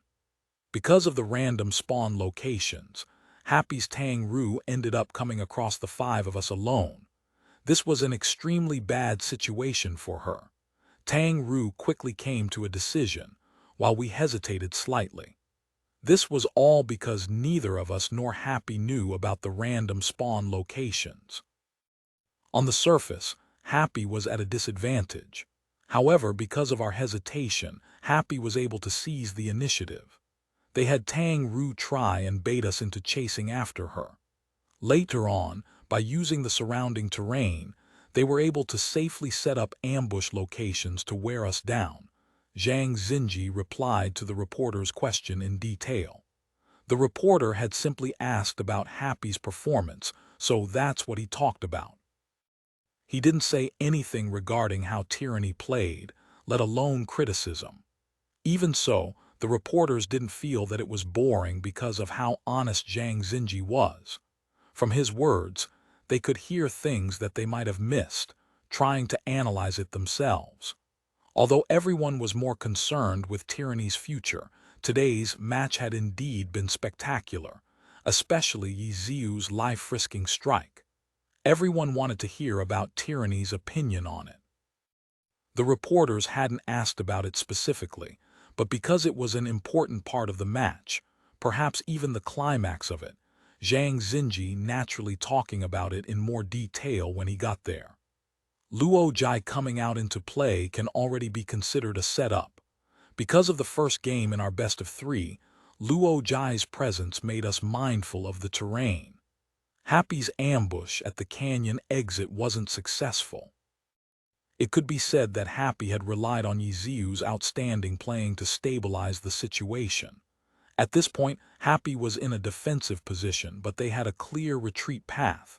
Their destination was the center of the map, the 7-color springs. We had yet to explore this area.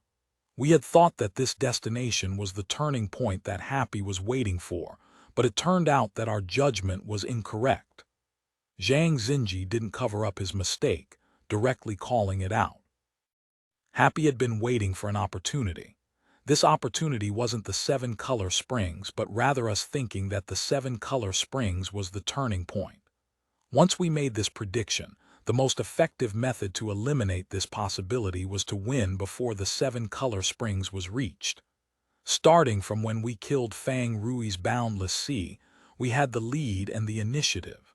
As a result, we adopted a more aggressive posture, and this was the opportunity that Happy was waiting for. Their plan had begun the moment Fang Rui was killed. They were being pressured by us, but by creating a certain image of themselves, it gave them space to bounce back. Afterwards, they needed to wait for us to increase our aggression to lure us into bringing out our healer. This is a strategy. I realized it after the match. During this course of events, there had been no communication within Happy. It was all an enormous and complex setup. If it had been devised on the spot, there would definitely have been communication. Thus, this is a strategy that Happy has practiced before. At some point, everyone had received the signal to carry out this strategy. For the switch to work, the spirit cat must have been summoned by Lord Grimm, and none of us had noticed it. This was extremely critical because Luo Jai was a very important part of this strategy. Lord Grimm's spirit cat had to be hidden among concealed light summons, and the possibility of an elemental beast king formation was a huge bait. If we had known that the spirit cat was Lord Grimm's, we wouldn't have worried about it as much, and Lin Jingyan would not have been lured over by Luo Jai. Even if he had started casting elemental beast king formation, since the spirit cat wasn't concealed lights, it would not have worked.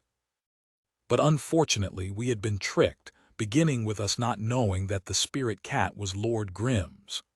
Chapter 1575. Farewell, Lin Jingyan. Chapter 1575. Farewell, Lin Jingyan. Translator. Namyami Editor. Namyami clear, accurate, logical. The reporters present had all heard Zhang Xinji make this kind of post-match analysis before, but they were still amazed at Zhang Xinji's calm. Even after this defeat, which had ruined a year's worth of hard work, no one could tell that his mood had been affected at all. Was he not bitter? Was he not disappointed? Was he not regretful? Of course he felt those things. No pro player could remain completely unaffected after this kind of defeat. But Zhang Xinji could hide his own mood like this, could control himself to do the appropriate thing at the appropriate time. The reporters ask for our opinion of the opponents. All right, whether you actually want to know or are just making conversation, since you've asked this, when it's my turn to answer, I will answer in a direct manner. The reporters couldn't be more satisfied. With the post-match analysis that Zhang Xinji gave, their reports on this match could be much more sophisticated. But now, how could they bring up the topic that everyone was more concerned about? Zhang Xinji only talked about strategy, not emotion, so they couldn't find a good transition point anywhere in the whole speech he gave. This was Zhang Xinji's consistently strict style in accepting interviews. His answers always addressed the current question, nothing more. You couldn't find any content in them that would give rise to new topics. Not a single drop ever leaked. There was no way to progress naturally from here, so the reporters could only start anew. It really was an incredibly thrilling match. One reporter followed Zhang Xinji's analysis with a word of praise, then began to change the topic. Then, after today's loss, what are all of your plans for the future? The question was very direct, and this was exactly the question that everyone was most concerned about. Instantly, the press conference quieted down. "I can still continue to fight," said Captain Han Wenking. The keen reporters immediately realized something. Han Wenking had used the word "I," even though he was the captain at this moment. He did not speak for the whole team. Everyone immediately guessed the hidden news revealed by this sentence. Han Wenking could continue to fight, but some people could not. "I as well," Zhang Xinji answered after him. Of course he could. He was of the golden generation. Compared to Season 1 and 2 debuts, he still had plenty of matches left to fight. The question that everyone cared about had never been directed at him. "I won't give up either," the next person said. But when the reporters' gazes turned, they already began to recognize something even more clearly. Tyranny's current seating order on stage: Han Wenking, Zhang Xinji, Lin Jingyan, Zhang Jiao. As the captain, Han Wenking answered first, but he didn't represent the whole team, he only spoke for himself. And then Zhang Xinji. And then it wasn't the next person in line, Lin Jingyan, who spoke, but Zhang Jiao. Lin Jingyan was skipped. Evidently, it was because they knew that what Lin Jingyan was going to say wouldn't be of the same atmosphere as the rest of them. Everyone's gazes turned back to Lin Jingyan. Cameras and everything were all at the ready. They had all already guessed. An ending had finally arrived. Lin Jingyan stood up. He wore a smile on his face. This representative of Glory's brawler class, he himself had always had a refined and gentle air about him. "I think it's about time I finished." Lin Jingyan finally opened his mouth. The prepared reporters instantly clicked the shutters of their cameras. They needed to record these images, these sounds, this scene. And of the other 3 Tyranny players sitting on stage, Han Wenking's face was as strong and unyielding as ever, and Zhang Xinji was also calm. Only Zhang Jiao's face showed a bit of sadness at this moment. Was it because of today's loss? Or was it because of Lin Jingyan's imminent retirement? Or a bit of both? It seemed like he wanted to say something, but in the end he didn't open his mouth. It was clear that his Tyranny teammates already knew Lin Jingyan's decision. Perhaps they had tried to persuade him otherwise, but in the end, they chose to respect his decision. None of them said anything, giving this moment entirely to him. "And in this end, I want to give thanks," Lin Jingyan continued to say. "First, I want to thank the teammates sitting beside me. Before coming to Tyranny, I never thought that one day I'd have the chance to fight alongside all of you for the championship. You are all the most outstanding players in the Alliance. To be able to fight side by side with you is my fortune and the glory of my lifetime. Therefore, I also want to give special thanks to Tyranny as a team. I thank this team for giving me such a good opportunity, even in the twilight years of my career. These 2 years, for me, have been fulfilling and happy. My only regret is that I was still unable to lift that championship trophy alongside everyone, and here I would like to apologize to Tyranny, that I cannot continue to work hard with everyone. This decision does not come lightly. It is a careful decision that I have made after considering my own condition. I believe that my professional career should end here. No life is perfect, and it's unfortunate that I wasn't able to win a championship. But from Windhowl to Tyranny, I have always had the most outstanding teammates at my side. It is Glory that allowed me to meet you all. What I want to say is to be able to play Glory, to become a Glory Pro player, This is the greatest fortune of my entire life. Today, I leave this stage first, but I won't leave glory, I never will. I will still watch you, and I hope that you will fulfill your dreams. In the end, I want to give my best wishes to everyone connected to glory. It is glory that has linked us all together. This will be the glory of our lifetimes. Thank you, everyone. I wish you all the best, Lin Jingyan bowed, concluding his farewell speech. The reporters had finally gotten to a relatively interesting topic, but in this moment they wished that this news didn't exist.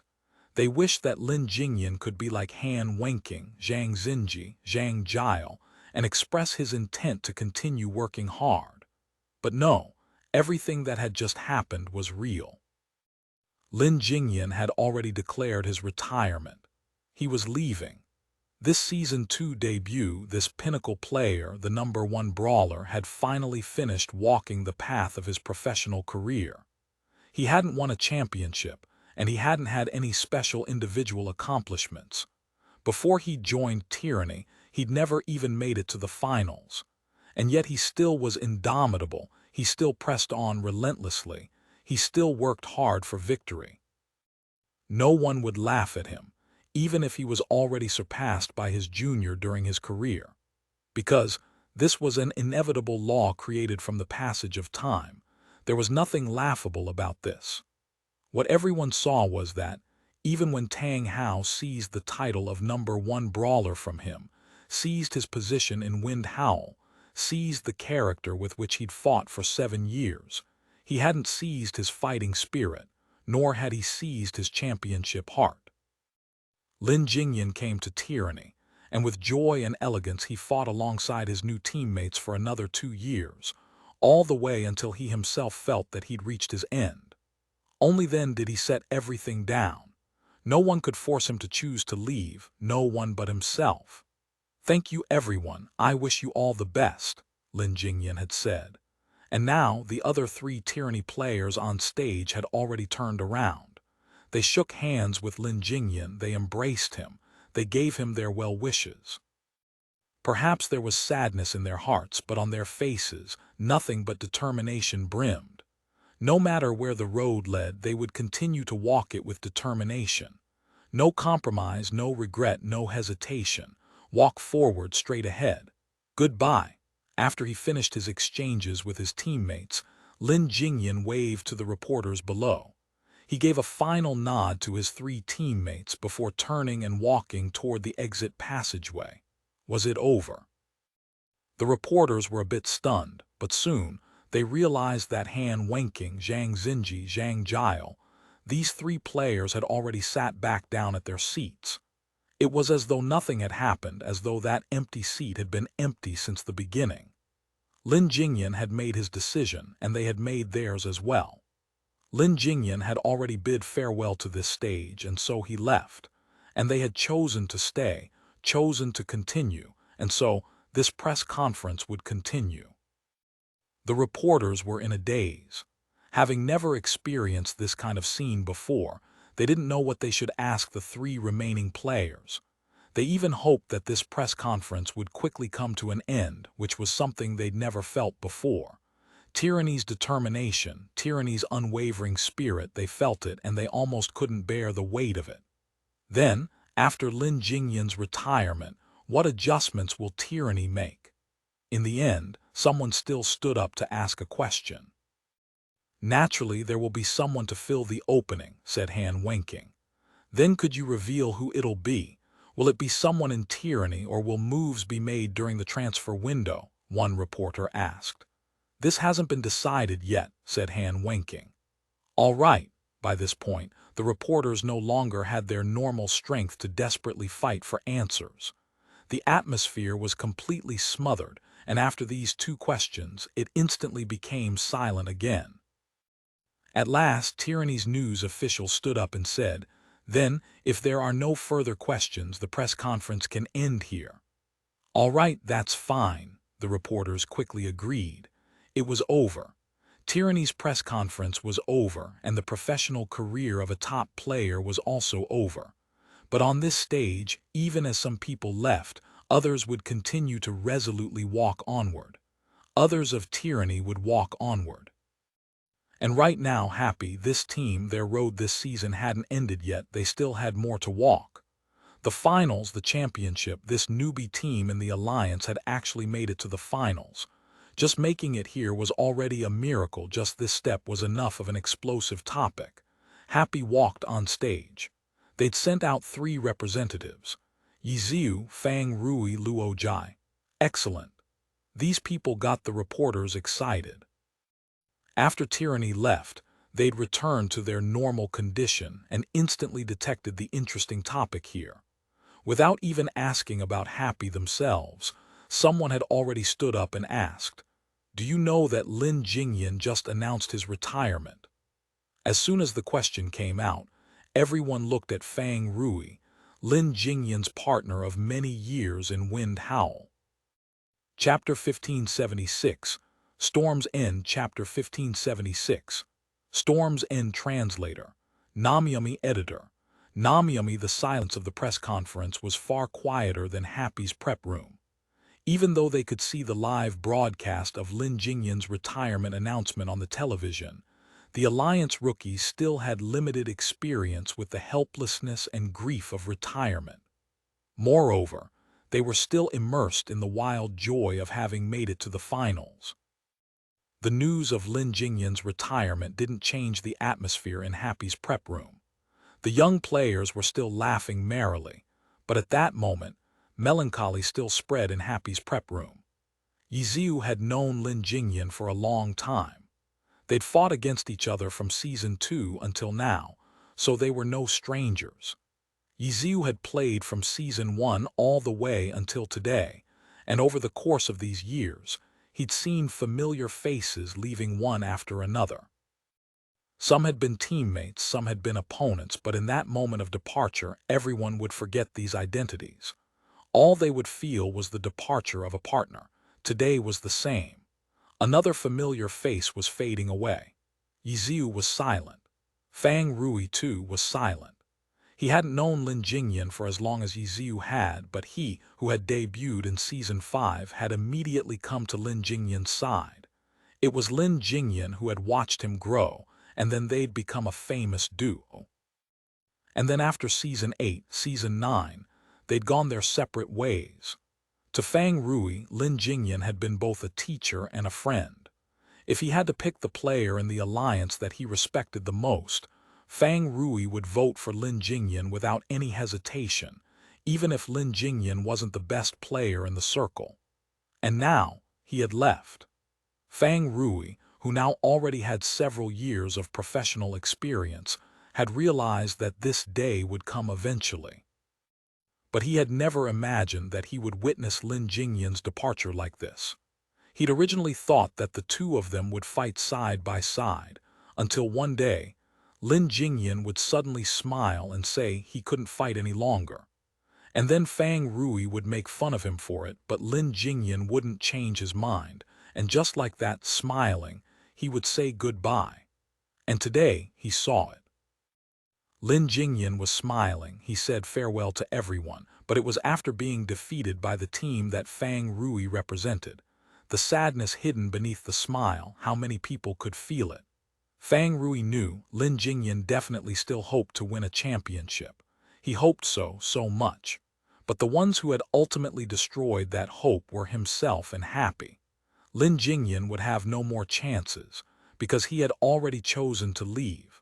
I wish you all the best. He gave his well wishes to everyone, and this, of course, included Fang Rui. But how could this kind of well-wishing make someone feel better? Fang Rui, at least, wouldn't. He couldn't bear to watch any longer, and in that moment he found an excuse and left Happy's prep room. After him, Wei Chen, this old guy who had retired early on only to return many years later, ignored the rules that forbade smoking in the prep room and roughly pulled out a cigarette. Unlike normal, Chen Guo didn't go to scold him. As a senior Glory fan, even though she had never personally experienced this kind of goodbye, she had seen it happen like this many times before. And now that she had entered this circle, she felt the pain, and she was aware that she would gradually see these farewells occurring next to her. Wei Chen, Yiziu, and then after that Suma Cheng, Fang Rui. Chen Guo was scared, truly very scared. She watched as Fang Rui mumbled something and left the prep room. No one tried to stop him. Even the still celebrating rookies at this time recognized that the prep room wasn't entirely this joyful atmosphere, and they quieted down as they saw Fang Rui leave. And then they saw the broadcast of the press conference, as Lin Jingyan hugged and said goodbye to the other 3 Tyranny players, thanked everyone and left. Those whose brains moved a little faster already realized something. Fang Rui had left the prep room and Lin Jingyan was returning from the press conference. Then, wouldn't these two meet in the passageway? The prep room instantly went quiet, and someone had even muted the television, as though it would disrupt the two talking in the passageway. No one moved, no one made a sound, until the door to the prep room was pushed open again.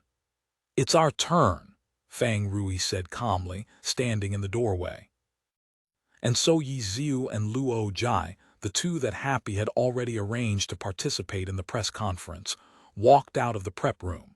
In the passageway, they saw Lin Jingyan, who smiled at them and then patted Fang Rui. He didn't return to Tyranny's prep room, but instead continued to walk down this passageway, which would eventually lead outside the stadium. "Let's go." Yiziu didn't watch him any longer. He waved at the others, and the 3 Happy players walked out of the passageway toward the press conference. "Do you know that Lin Jingyan just announced his retirement?" The reporters had already pulled out their first question. "Yes," Yiziu nodded. "Could each of you say some of your thoughts on this?" The reporter emphasized each of you. Evidently, they weren't very interested in Yiziu answering this question. What they wanted to hear was Fang Rui's thoughts. Fang Rui didn't shy away, voluntarily taking the microphone, so Yiziu didn't try to say anything first. Just as the reporters wanted, he waited for Fang Rui to say his thoughts. "I wish him the best." Fang Rui took the microphone and said 5 words. Everyone quietly waited. But then there was nothing after. Fang Rui said only these 5 words.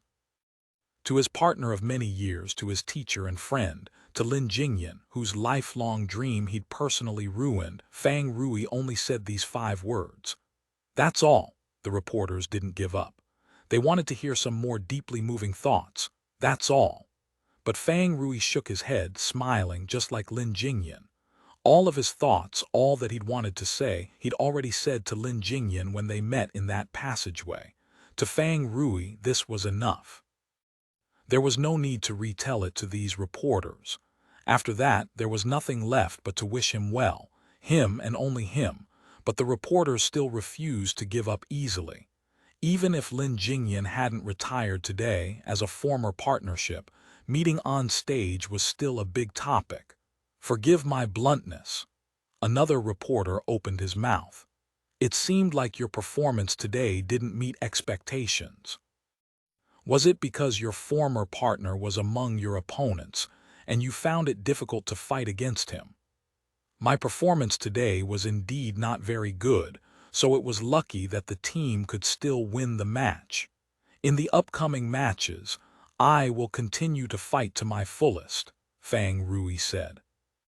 It seemed like a very ordinary response, but at this moment it was quite clever, completely avoiding the issue of former partners, and then taking responsibility for his poor performance, analyzing the results, and facing the future. How were the reporters supposed to continue? What else could they ask? There was no way they could continue to tangle with questions about Lin Jingyan. They could only begin to ask serious questions about Happy's performance this match. The analysis that Zhang Xinji had provided in the press conference suddenly became important data that everyone could use to ask Happy questions. Was Happy completing a life-risking strike against Zhang Xinji's immovable rock in the team round today a carefully trained tactic prepared beforehand? A reporter asked. "Ha ha ha," Yiziu laughed. "Don't use Zhang Xinji's analysis to ask me questions. I was watching the broadcast. Everything he analyzed was wrong. The reporters instantly felt like face-palming. Everyone knew that Yi Ziu was spouting nonsense. But he so rudely scorned Zhang Xinji's analysis just like that. What were the reporters supposed to do? Before, Yi Ziu never appeared at these sorts of events. When it came to press conferences, in reality, both Yi Ziu and Luo Jai were rookies. But this rookie was terrifyingly difficult to deal with. Compared to those who were very slippery when answering questions, Yi Ziu simply didn't care about them. When a question came, he would just casually make something up, and when you turned around to ask clarification, he could forget what he just said. Worst of all was that he never tried to avoid this point. He would simply reply to you very honestly, "Really? Did I say that? So what if he'd said it? So what if he hadn't said it?" Could the reporters report on the sort of made-up nonsense he spouted? Of course not. Wouldn't it make the reporters look like they had very low ick for believing that kind of nonsense? Seeing Yi Ziu activate this status once again, the reporters internally freaked out, but on the surface they still gave off a very even-tempered and good-humored air. Then, was there any special reason for sending out Luo Jai in this match? Someone asked. Training rookies on the big stage. It's just like how Tyranny sent out Song Qiying. We sent out Luo Jai, Yi Ziu said very seriously. Motherfucker. The reporters raged in their hearts. This kind of reply here was simply evasive. Maybe you didn't believe it, but what he said followed logic. Maybe you believed it, but you'd always feel that something was wrong with what he said, that you were being taken for a ride. And we're braver than Tyranny. In this critical match, we actually sent out as many as 3 rookies. Yi Ziu continued to speak. The reporters wanted to cry. Try not sending them up. In your happy, aside from you, Fang Rui, Suma Cheng, and Wei Chen, who's not a rookie. Perhaps in the finals we'll experiment with a full rookie roster. Let them accept the toughest test of all, Yi Ziu said. Who believed that? Who would believe that? Send rookies into the finals to train. This was taking the joke to the extreme. The reporters all looked miserable. How were they supposed to write today's article? Some were already mentally in a different place. It looked like this press conference wasn't going to give them any material. Then, shall we end here today? In the end, Happy's press conference hastily came to a close. The reporters didn't resist much. They weren't even in the mood to snap a few extra pictures. Once upon a time, getting a picture of Yi Ziu had been such a beautiful and rare accomplishment. But now, seeing this guy appear in the camera lens, everyone only felt like their mouths were dry. They didn't know what to ask, and they didn't know what they should listen for. The press conference ended. At last, the curtain fell on the winds and storms of today's match. The losers, the victors, they all walked their own paths. But no matter what kind of path they took, the direction in which they charged was always the same. They each took their own path, but it was always the path chasing victory, the path to be champions. Chapter 1577, The Potential World War. Chapter 1577, The Potential World War. Translator, Namyami. Editor, Namyami. After fighting for almost a week in City Q, Team Happy finally returned to their home city H. What awaited them was a torrential downpour. Samsara Happy. One was a championship team that had won 2 consecutive championships, while the other was a new team that had just joined the alliance. These 2 teams, with a world of disparity between them, ultimately entered the finals together. No one would dare underestimate Happy ever again. No one would dismiss them as a grassroots team ever again. 6th place in the regular season, defeating the powerhouses Blue Rain and Tyranny in the playoffs, Happy was currently attracting everyone's attention with an unstoppable momentum. Now, not only did people want to see the birth of a new dynasty, a number of Glory players also wanted to see the birth of a miracle. A new team that had just entered the alliance, with never-resting footsteps, snatching the championship. At midnight, the victory polls for the first round of the finals, and the finals as a whole had all opened. By 8:00 in the morning, after 8 hours, the support that both teams had received was actually tied. Before this, whether facing Blue Rain or Tyranny, the rate of support that Happy received was always lower by a huge margin. Even if their team had no lack of all-stars, even if their team had the best rookie, even if they had brought surprise after surprise over the course of this season. Despite all that, in the playoffs, the Glory fans still didn't look favorably upon them. Until today, until now. They defeated Blue Rain, defeated Tyranny. Happy had received enough trust. In the pre-match support poll, they were in fact tied with Samsara. Samsara, 51.6%. Happy, 48.4%. Samsara had a slight lead, but such a small difference was really nothing. For Happy to be able to split the vote so evenly with Samsara, that was already enough to prove how remarkable they were. Even if it were Blue Rain or Tyranny who had entered the finals, it was possible that they wouldn't be able to tie the vote like this. But Happy, under unfavorable circumstances, defied all expectations to make it here. This led more people to become interested in them, and people began to once again look forward to the unexpected. 3 days later, City H, Zioshan Stadium, would that be where the miracle began? The rain washed clean Zioshan Stadium, and because it was such a downpour, the streets were unusually cool and clear. No matter how passionate or enthusiastic the Happy fans were, in this kind of weather, they couldn't cheer on Happy with all the energy they would have liked. But business at Happy Internet Cafe was exploding in this weather. The Internet Cafe no longer seemed like an Internet Cafe. Even the aisles were packed. Using excuses like finding shelter from the rain, everyone scurried into the Internet Cafe and began enthusiastically talking about the upcoming finals match. Even those who were sitting at computers weren't really using their computers. Everyone was discussing with the people next to them. They might know each other or they might not. This wasn't important.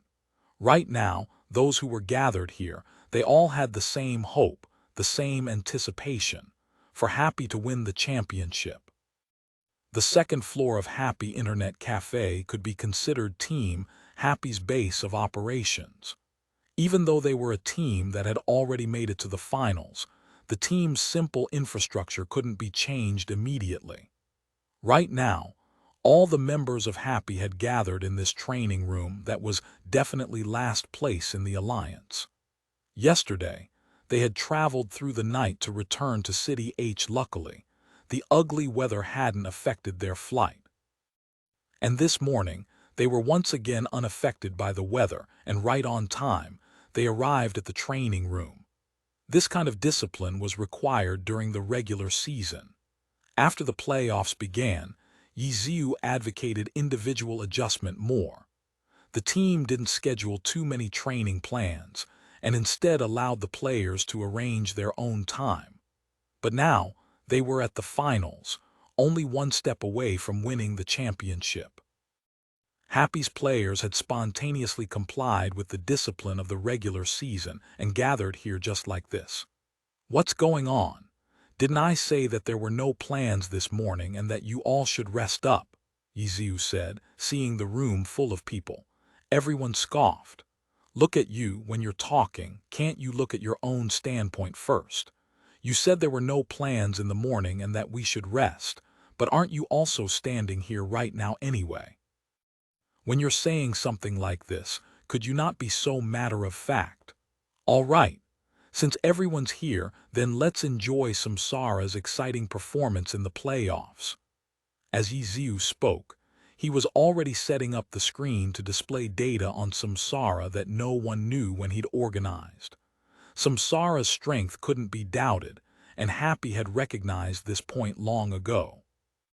In the first match of the regular season, they were swept by Samsara, and at the halfway point of the season, when the teams switched stadiums and fought again, Happy had only won 3 points. But the results of the regular season didn't affect Happy too much. Blue Rain, Tyranny. Hadn't these two teams each defeated Happy twice in the regular season? But the one who had the last laugh in the finals was Happy. To use past victory and defeat as the basis of judgment, that was something the media loved doing. Their work was to find topics to discuss, and discussing the past encounters of two teams was undoubtedly a very accurate line of thought. But for pro players, for pro teams, past defeats were simply sources of experience. They wouldn't feel unduly humbled, nor would this make them feel that defeating the opponent was too difficult. Every match was a new start. Every victory required two hands to build once again. Failing to defeat Samsara in the regular season had nothing to do with the present. On this point, Happy's faith was unshakable. They weren't tied down by their past failures. Under Yiziu's leadership, they clearly and logically analyzed the Samsara that they were about to face in the playoffs.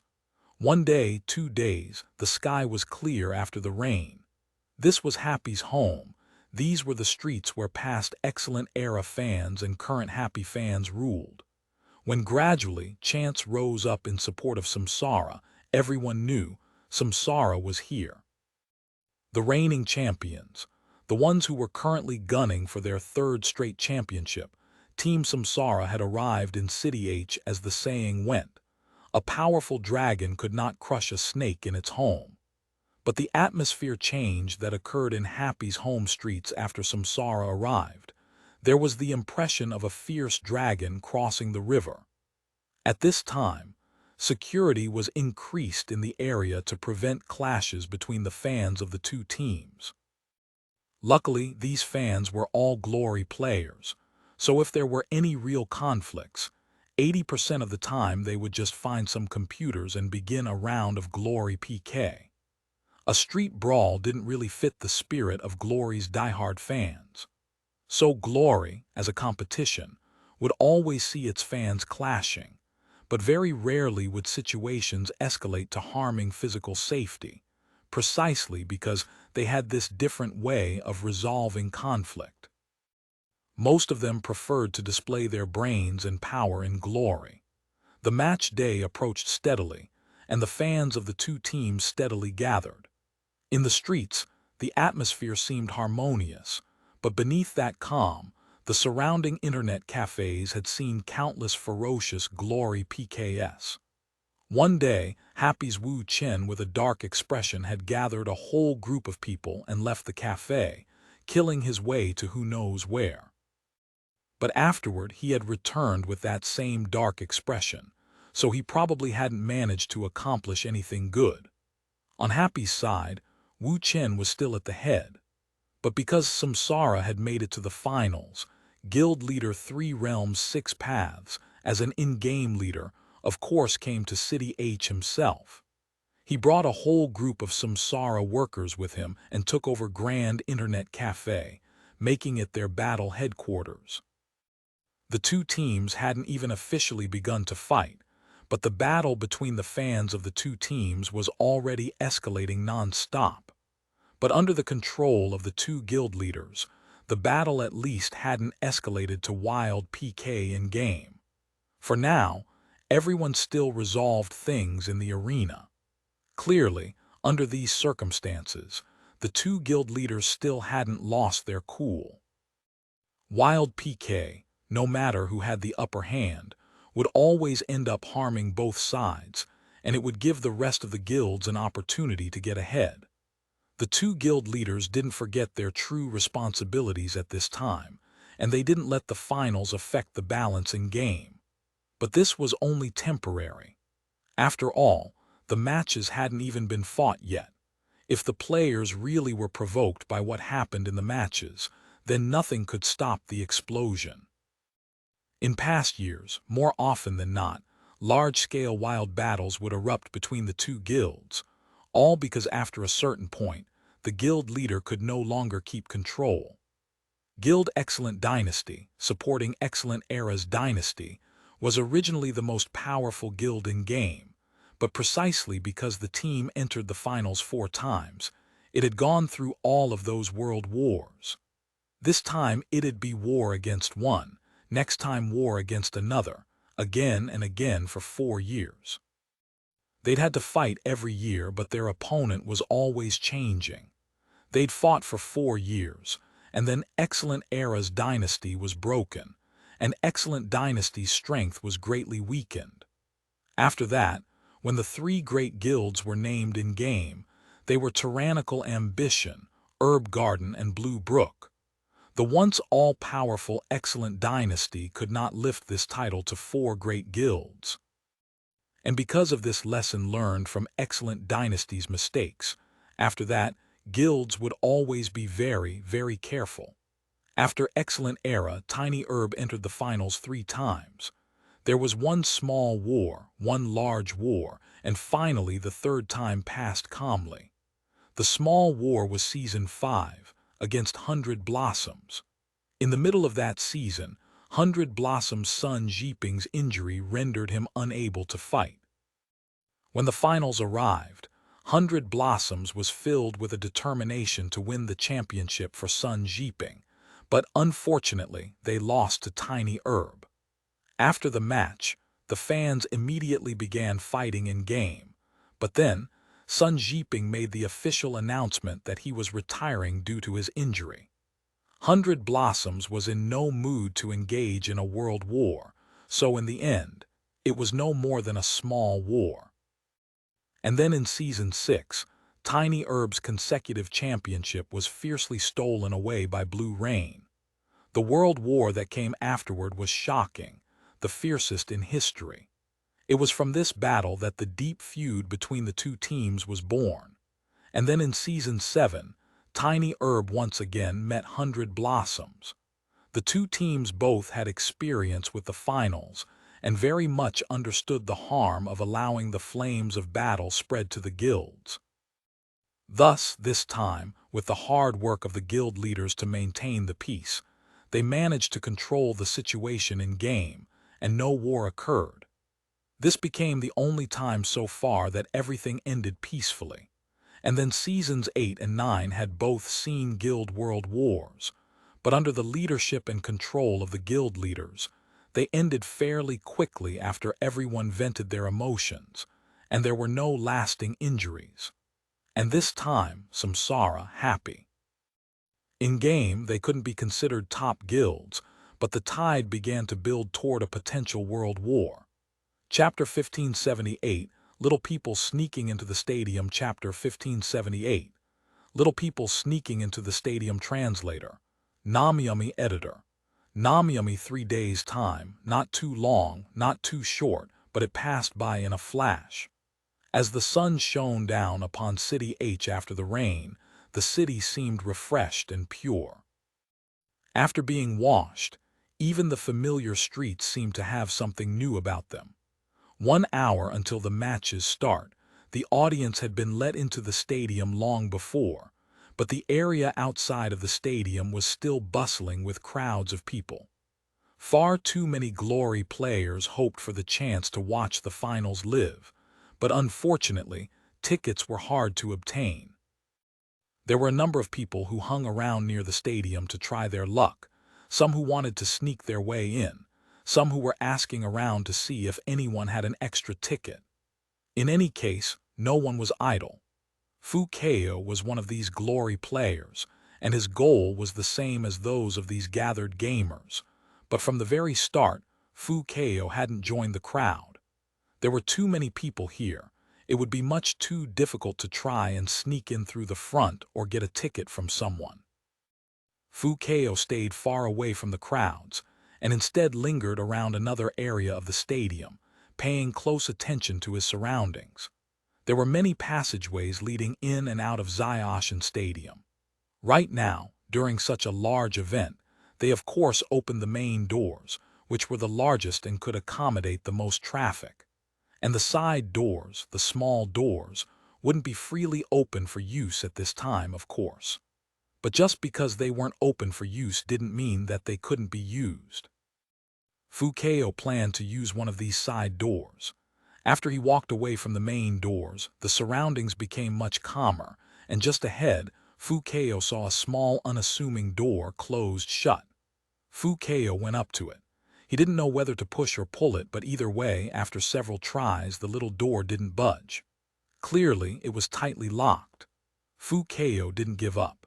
He hadn't thought that the stadium workers would be that careless anyway. He'd just come here to try his luck. Just casually walking in through an unlocked door hadn't been his real plan, either. What he wanted to do was find a worker passageway. There might be stadium workers there, but he could try and find a good opportunity to sneak in through there. There should be. Fu Keo had a great deal of faith in his assumption. He believed that there must be these kinds of staff passageways convenient for workers. He just didn't know whether Ziosh and Stadium's workers could be bribed that easily. No matter what, he had to give it a try. Fu Keo continued to walk until he heard the indistinct sound of voices coming from up ahead. He quickened his footsteps, turned a corner, and saw another side door which was just about to be closed by the last person entering. "Wait up!" Fu Keo disregarded all else as he shouted and sprinted toward it. This was a chance he didn't want to miss. That person had clearly heard the shout and stopped moving, turning around to take a look. As Fu Keo ran, he waved his right hand to get attention, while his left hand was already clutching the wallet in his pocket. The side door wasn't far, and Fu Keo closed the distance in a few steps, just as the other person completely turned around. Their eyes met, and Fu Keo suddenly tripped, nearly toppling over. When he stabilized, shock was written all over his face, and he was at a loss as he stared at this person who had stopped to look at him. This was a face that Fu Keo wasn't unfamiliar with, but he'd never thought he'd have the chance to see this person at this close of a distance. Fu Keo suddenly felt like the fingers clutching his wallet were a bit stiff. Han Wenking. Tyranny's Captain Han Wenking. Fu Keo's brain had completely shut down. How did the stadium worker he'd been planning to bribe suddenly turn into Han Wenking? He just looked like him. That must be it, right? Just as Fu Keo thought this, he heard another voice from inside the doorway. "What's going on?" And then another person walked out, one hand adjusting his glasses, and looked at Fu Keo. Zhang Zinji. Fu Keo loosened the hand clutching his wallet in his pants pocket and pinched his leg. It hurt. "Who's shouting?" Another sound, another person walked out. Zhang Jiao. Tyranny's three fierce generals were actually standing in front of him right now, living and breathing. "How come you're not coming?" Another new voice. Was it Lin Jingyan? Evidently, Fu Keo had adjusted and was already beginning to subconsciously make predictions. But the person who came out, Wang Jixi. Fu Keo felt another wave of dizziness. It was actually Tiny Herb's Captain Wang Jixi, another impossibly major figure. "What's going on? What are you guys doing?" One voice after another, one person after another. Less than 3 meters in front of him, Yu Wenzhou, Huang Xiaoshan, Li Xuan, Chu Yunxiu, Yang Kong, Yu Feng. Fu Keo felt like his 5 senses were destroyed for good. Is this magic? Is this some cosplay group? How come so many gods suddenly appeared out of this little door? Glory's top gods. And then what are they doing here? Are they all looking at me? What am I supposed to do? Immediately kneel on the ground and beg forgiveness? That's not right. I don't think I had the chance to do anything wrong yet. Then what should I do? Go up to them and say, "It is an honor to meet you all." Damn, isn't that a bit dramatic? I have to change the tone, but how should I say it? As Fu Keo pondered, the pro-gods all exchanged glances, each with expressions of confusion. In the end, it was Han Wenking who, unsure whether to laugh or cry, swept his gaze over everyone and said, "Someone just shouted to hold the door. What are you all doing?" After that, he simply entered the door first. As soon as everyone heard that it was just that they'd all dragged each other into this for nothing, they all laughed and re-entered the door. The last one to enter was Tiny Herb Su Bin, who looked at Fu Keo and left the door open for him. Fu Keo hadn't yet figured out how to greet so many gods when they'd all already went back inside. But they'd left the door for him, and Fu Keo, remembering his original intention, rushed forward and caught the door. Looking around, there were people not too far away, but none of them seemed to be paying attention to this area, so Fu Kao entered, closed the door, and then realized that he'd actually managed to sneak in just like that. And the people that had led the way for him were all of glory's top gods. They misunderstood and thought he was a worker. Fu Kao's mind was actually quite good, being able to think of a plan like this. Just earlier, he had been knocked a bit silly by the continuous appearance of so many gods, but now he returned to normal, and it only took a moment to realize what had happened. These pro-gods, of course, weren't any cosplay group. They'd also come to watch the finals live. But to have them walk in through the front doors would definitely cause unthinkable chaos, so the stadium had specially prepared for them an unassuming side passageway. Fu Kao had mistakenly ended up here, just in time to see all of these gods entering. He'd shouted without seeing who it was, and so the gods had mistakenly thought that he was a stadium worker, and he'd cheated his way in just like that. So lucky. How excited he felt. Excited at being able to enter the stadium, and even more excited at having done so through this kind of method. At this moment, Fu Kao felt like his desire to see the match wasn't even as strong as before. He was more excited to get online and gossip about this legendary encounter to all of his friends. His heart was surging, but Fu Kao didn't dare show it on his face. He had to maintain this misunderstanding. Soon there was a bright light coming from up ahead, and the sounds of cheering rang clearer and clearer. He was just about to enter the main stadium area, the stadium of the finals. Fu Kao's thoughts instantly returned to the match. He didn't just come to the finals for the excitement.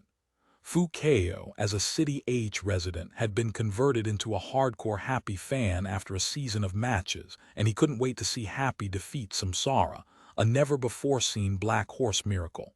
Go Happy! Go Samsara! The stadium echoed with the sounds of cheering from the two teams' fan clubs. Although Samsara was the away team, they had a very strong following, as expected of the current most powerful team in the alliance. Aside from the fans that had followed the team here, even in City H they had a number of supporters. Right now, even though they couldn't overturn Happy's home stadium, they could still make some waves here. They weren't suppressed by Happy's home at all. Defeat Samsara. Fu Kao was instantly angry. This was Happy's stadium. No matter what team came, this sort of pride and arrogance just wasn't allowed. Although he didn't even have a seat, he simply stood in the passageway and started shouting. As for where the pro-gods had gone to sit down after arriving, Fu Kao forgot to pay attention. "Sir, please quickly return to your seat." Jumping around like this in the passageway, Fu Kao quickly drew attention, and a worker came over.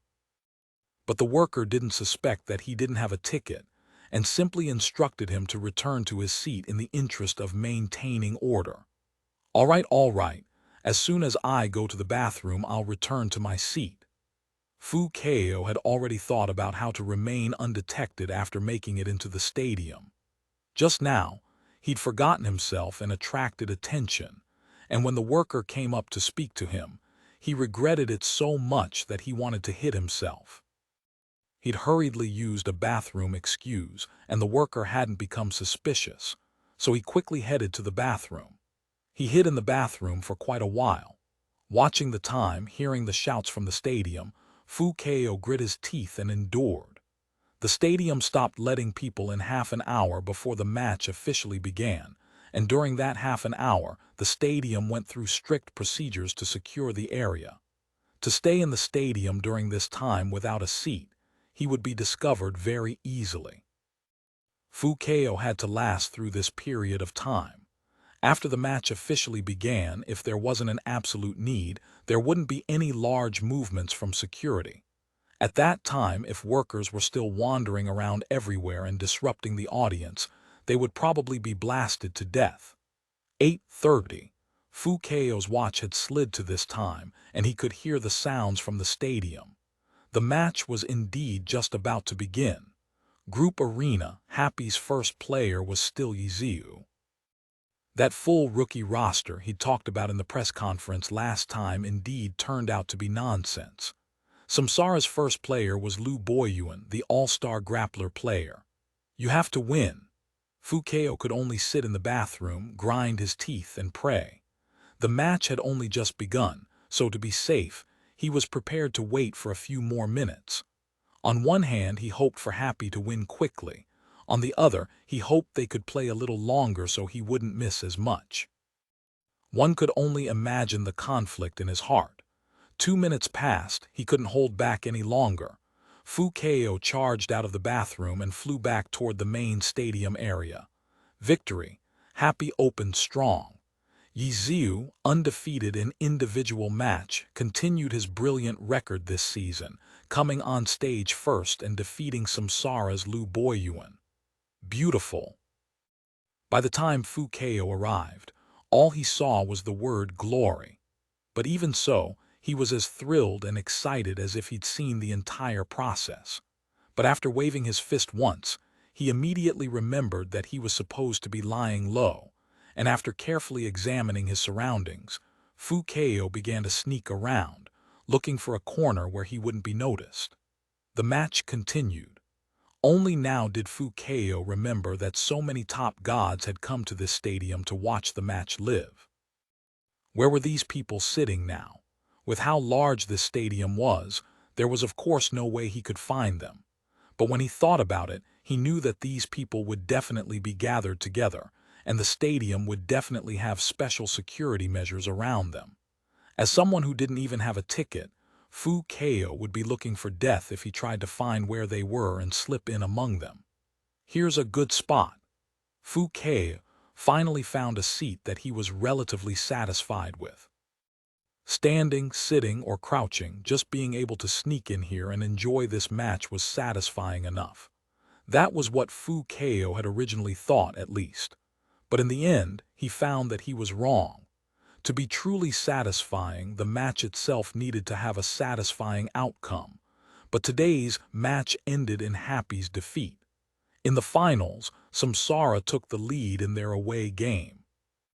Chapter 1579, Heart's Longing. Chapter 1579, Heart's Longing. Translator, Namiyami. Editor, Namiyami. Happy lost.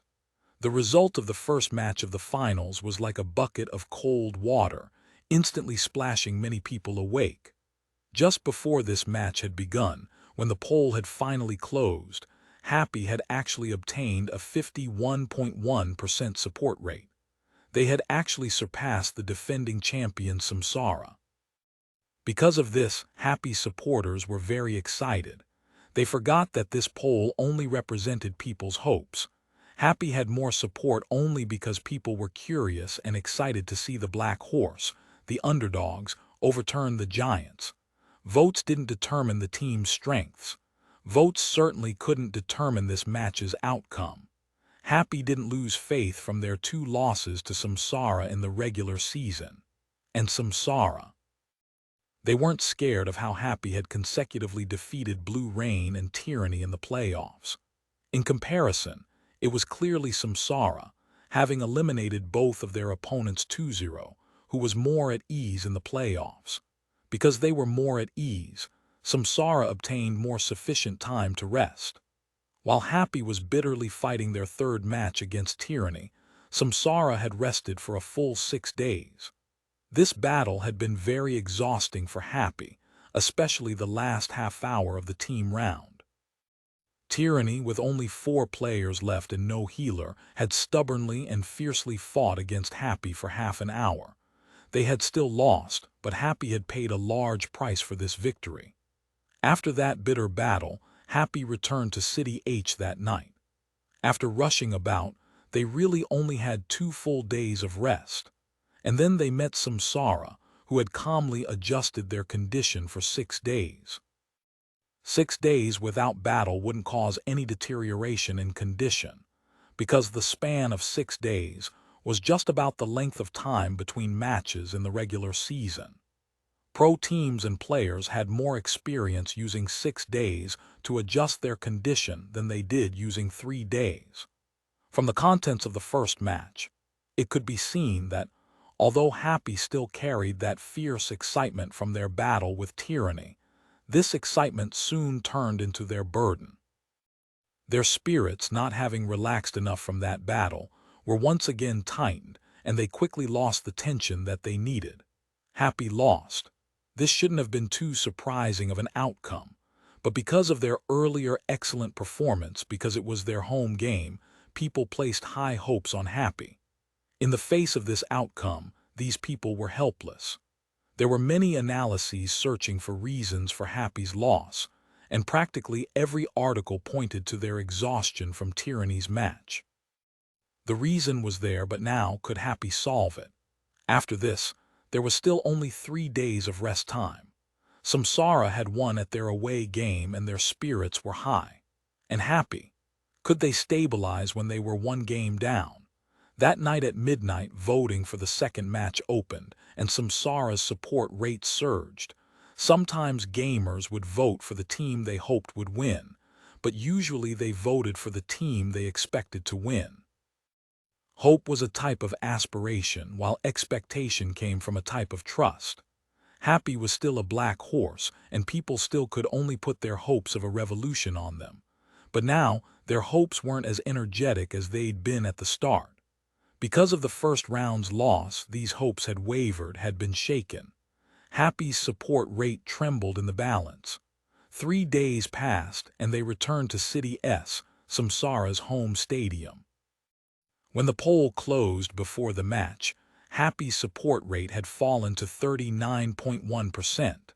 There were still a number of people who hoped for a miracle, but a greater number of people now followed logic in their prediction, giving their vote to Samsara, 61.9%. With this kind of support rate, Samsara was about to turn this support into reality. They were about to win the Season 10 championship, their 3rd consecutive championship, and build the 2nd dynasty in glory history, the Samsara dynasty. This kind of slogan was already being proclaimed in the stadium. Samsara's fans couldn't wait to welcome this day, and Samsara's stadium had already prepared a magnificent celebratory ceremony, celebrating the establishment of the Samsara dynasty.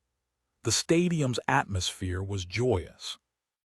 It felt nothing like the tense excitement of a playoffs match. It felt like an award ceremony. How irritating! Pro players had a very sharp sense of the atmosphere of a stadium. That crowd of glory stars who watched the first match in Zioshan Stadium now gathered in City S to watch the showdown of this second round.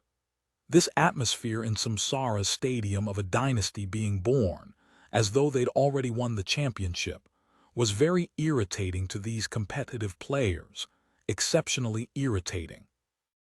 Yiziu, that guy, can't he show some promise? Where's the spirit he had when he fought us? Huang Xiaoshan shouted indignantly.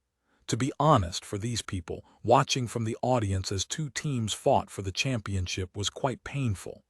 No one wanted to see Samsara establish their dynasty, but they also weren't happy at all at the prospect of Happy winning the championship. So even as they were upset at Samsara, they had to criticize Happy as well. And they definitely had to criticize Yiziu. Criticize and criticize again. Say, all of us running here together to see this finals match, are we looking for pain or looking for pain? Said Void's Li Xuan, deeply understanding this uncomfortable feeling. We will witness history, said Zhang Xinji. If Samsara won the championship, a new dynasty would be born and history would be made. If Happy won the championship, they were a black horse, a new team that won the championship just after joining the alliance. That too would enter glory's history books.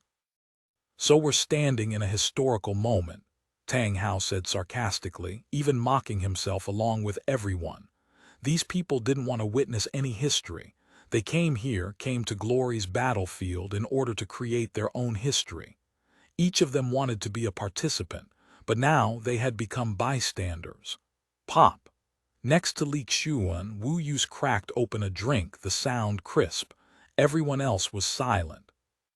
To explain in relation to the fans and the rest of the audience, these players here were all fans, far more dedicated and loyal than any other fan.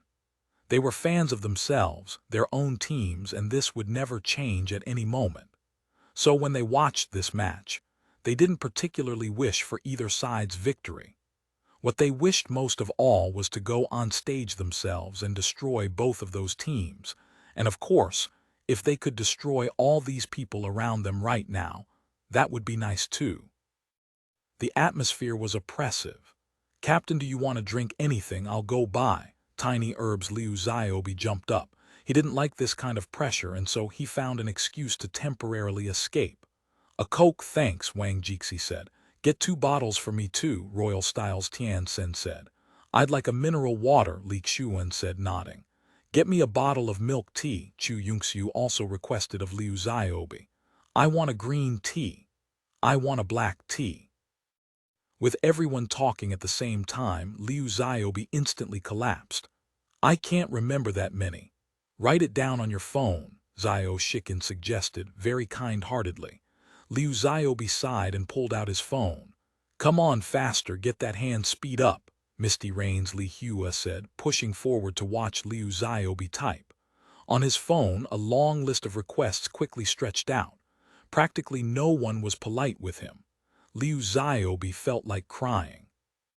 He suddenly felt like that oppressive atmosphere earlier was quite good, a great time to examine his own strengths and faults.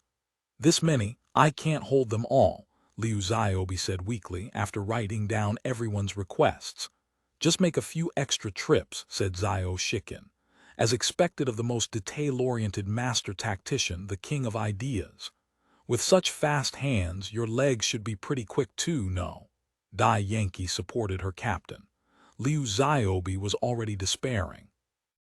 He slowly began to trudge away, but when he felt at his pocket, his spirits suddenly lifted. He flipped his pockets inside out and then laughed loudly. "Ahaha, I forgot to bring my wallet today." "We're already giving you so much trouble, how could we let you pay out of pocket too?" Yu Wenzhou, calm as always, pulled out his own wallet. "I'll treat everyone." "All right." Yu Feng led the applause, boosting his former captain. "Captain, save me." Liu Ziobi was about to kneel down in front of Wang Jixi. "A few others go with him. The match is about to start." Wang Jixi spoke justice. And so the younger players of the various teams here all voluntarily stood up, teaming up to carry out this task. Everyone began to quietly wait for the match to begin. These pro players didn't care too much about who would win, and there was no need to come to watch the match live if they just wanted to analyze their opponents. Yet even so, they had all gathered here. In the end, their hearts' longing still haunted them. Everyone here wished that they were the one standing on that stage. They couldn't participate in the finals. Then, it was still nice to come here and experience the atmosphere live. Chapter 1580 Win Streak Pattern. Chapter 1580 Win Streak Pattern. Translator Namiyami Editor Namiyami. The finals. Countless pro players and even ordinary gamers would dream of this ultimate PK stage. And now, the ones standing on that stage were Happy and Samsara. After losing the first round, Happy had no room for error. But defeating Samsara in their home stadium, so far, not a single team had accomplished it this season. Samsara's stadium had become territory that no one in the alliance could capture. Tyranny, Blue Rain, Tiny Herb, these powerful names had found only defeat here. The team that had come closest was actually 100 Blossoms, in round 38 of the regular season, ending their battle against Samsara with 4-6. And what they'd approached was only a tie. After leaving their city first, the upcoming matches would both occur in their defended fortress, and this round's fortress was undoubtedly the strongest. This round, Samsara had the advantage of map choice. "This time we won't hold back anymore." But before the match, the one who spoke first was actually Happy's Yiziu. When he said this, his attitude was so confident and righteous that even the judge felt a bit embarrassed. Without context, one could actually believe that Happy had purposely let Samsara win in the first round. How could that be true? This was the playoffs. The teams were fighting for every inch of land. And moreover, this was the finals, the stage where ownership of the championship would be determined. Even that description of the struggle didn't feel strong enough. Who will Happy send up first? Looking at the large display screen, the pro players in the audience were all deep in discussion. If they went from habit, then it would definitely be Yiziu. All this time, Yiziu had fought Happy's first battle. But if this arrangement became a certainty in the minds of the opponents, then if there was a sudden change or adjustment, then it would be a very surprising blow. Among the pros, there was no lack of smart and resourceful people. In their minds, Happy may have used this arrangement all this time just so that they could surprise their opponents in a crucial moment. And now, this was the finals and Happy was down one game. They had no more path of retreat. If they didn't use this surprise tactic now, wouldn't they have wasted the set way of thinking that they'd built up in their opponents' minds over the course of this season? Yiziu. But in the crowd of pro players, someone spoke with complete certainty that Yiziu would be the first on stage. Han Wenqing, the one who understood Yiziu even more than the Happy players did. Han Wenqing, of course, understood that Yiziu wasn't a rigid and unchanging person. As long as it was for victory, anything could happen when it came to Yiziu. But at the same time, he also understood clearly, Yiziu wasn't someone who would shy away from responsibility at a crucial point. Yiziu's win streak exerted a great pressure on his opponents, but when the win streak became a fixed pattern, this pressure would gradually transfer to Yiziu as well. Once this pattern was broken, Team Happy would suffer the effects, so Yiziu had to maintain this pattern. And it was exactly because of this that many people would think that not going first was a smart thing to do. This way, the pattern wouldn't be broken, and there would be no risk of it being broken. But this would be deceiving the self as well as the enemy. Now that Yiziu had solidified his win streak pattern to this extent, for him to suddenly change it, too many people would probably think that this was a sign of weakness. Even if there was very logical strategy to explain it, it couldn't completely eliminate the shadow over the heart.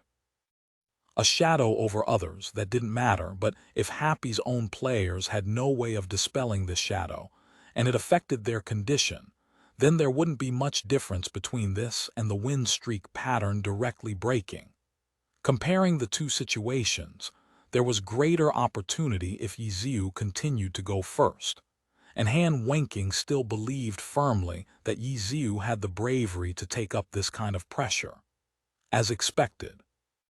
Looking at the players on stage, everyone quickly realized that while the pros on both sides were showing signs of leaving the stage, only Yiziu took a step forward. "Who's coming to die first?" Yiziu asked Samsara. Happy's first player was still him. Hua, applause.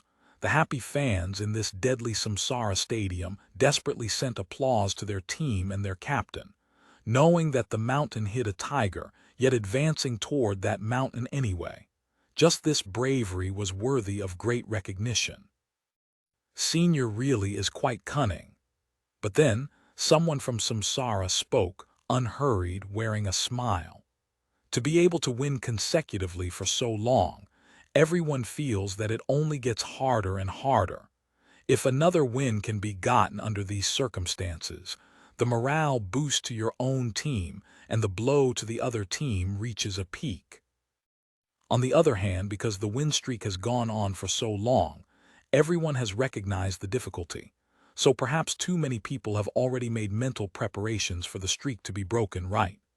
Even if the streak was broken, I imagine it wouldn't hurt your team's morale too much either, said Samsara's vice-captain Jiang Batao. You have this double-edged sword, yet the side facing you has already been blunted, while the side facing us is as sharp as ever. Senior, you have sharpened a good sword. It looks like you recognized this pretty clearly. Yiziu also smiled. What I know more clearly is this. The side of Senior's sword that faces us is, in fact, not that sharp. A win streak is only a record. 5 wins, 10 wins, 100 wins. In reality, it doesn't have any impact on the outcome of the upcoming match. It's like flipping a coin. If it came up heads last time, everyone feels that it's a bit more likely that it'll come up tails the next time. But actually, every time you flip a coin, the chance of heads is always the same, 50%. The chance of flipping 10 heads consecutively is the same as the chance of flipping any other sequence of outcomes. This is a very complicated math problem. You can't draw a conclusion lightly. In a bit, come over and learn from the outstanding student in our team. As for right now, are you ready to meet your death? Yiziu said. No, it's not me. Jiang Batao smiled and took 2 steps back. And at the same time, the stadium display lit up with the rosters of the 2 teams for the group arena. And on stage, Samsara's first player walked forward from the rest of the team. Whoa! Instantly the stadium was filled with shocked exclamations. Joe Zekai. It was actually Joe Zekai. Samsara's first player in the group arena was actually their core player, the one currently called the number 1 of Glory, Joe Zekai. Oh! Yiziu was also caught off guard, and then he glanced at Jiang Batao and smiled. It looks like you guys are pretty cunning too. Likewise. Jiang Batao smiled as well. Jiang Batao had clearly laid out all of the implications and deceptions hidden beneath Yiziu's win streak pattern, but Samsara still didn't back down. They actually sent out their strongest player to deal a strong blow to Happy's spirit, just like many teams had tried before. But they had made this arrangement while knowing all of the depths of Yiziu's win streak. This was psychological warfare at a higher level. They were using their powerful self-confidence to pressure Happy. And this kind of confidence came from their past championships, from their huge lead throughout the regular season, from their 2-2-0 victories in the playoffs, from defeating Happy in their away game. They thoroughly used their advantage and their situational lead. Without doubt, Samsara was not a team that had only outstanding skill and no brains. Jiang Batao, huh? Yiziu smiled. The opponent before him was Joe Zekai, but his gaze still lingered on Jiang Batao. The younger generation is worthy of respect, Yiziu said. Thank you for the compliment. Jiang Batao smiled modestly. It looks like I have the responsibility to show you guys how fearsome we seniors are, Yiziu said. Jiang Batao continued to smile and didn't respond. After all, he wasn't the one going on stage right now. Little Joe, don't get too confident, Yiziu said to Joe Zekai. I won't. Joe Zekai shook his head and walked toward Samsara's competitor booth. Good luck, senior, Jiang Batao shouted to Yiziu. Yiziu lifted his head to look at the roster on the display and nodded in satisfaction. The next one is you. I like this arrangement very much. Senior should focus on the upcoming match first, Jiang Batao said. Don't worry, just wait for me. He actually said that kind of sentence to the opponent. The judge looked like his world was being fundamentally changed. And then Yiziu also walked toward the competitor booth, while the rest of the players quickly left the stage. Round 2 of the finals, first battle of the group arena, was just about to begin. Players: Happy's Yiziu versus Samsara's Joe Zekai. One was the past, one was the present. Both called the number 1 players in Glory, they now met on stage. Today's face-off was already off to an extremely thrilling start.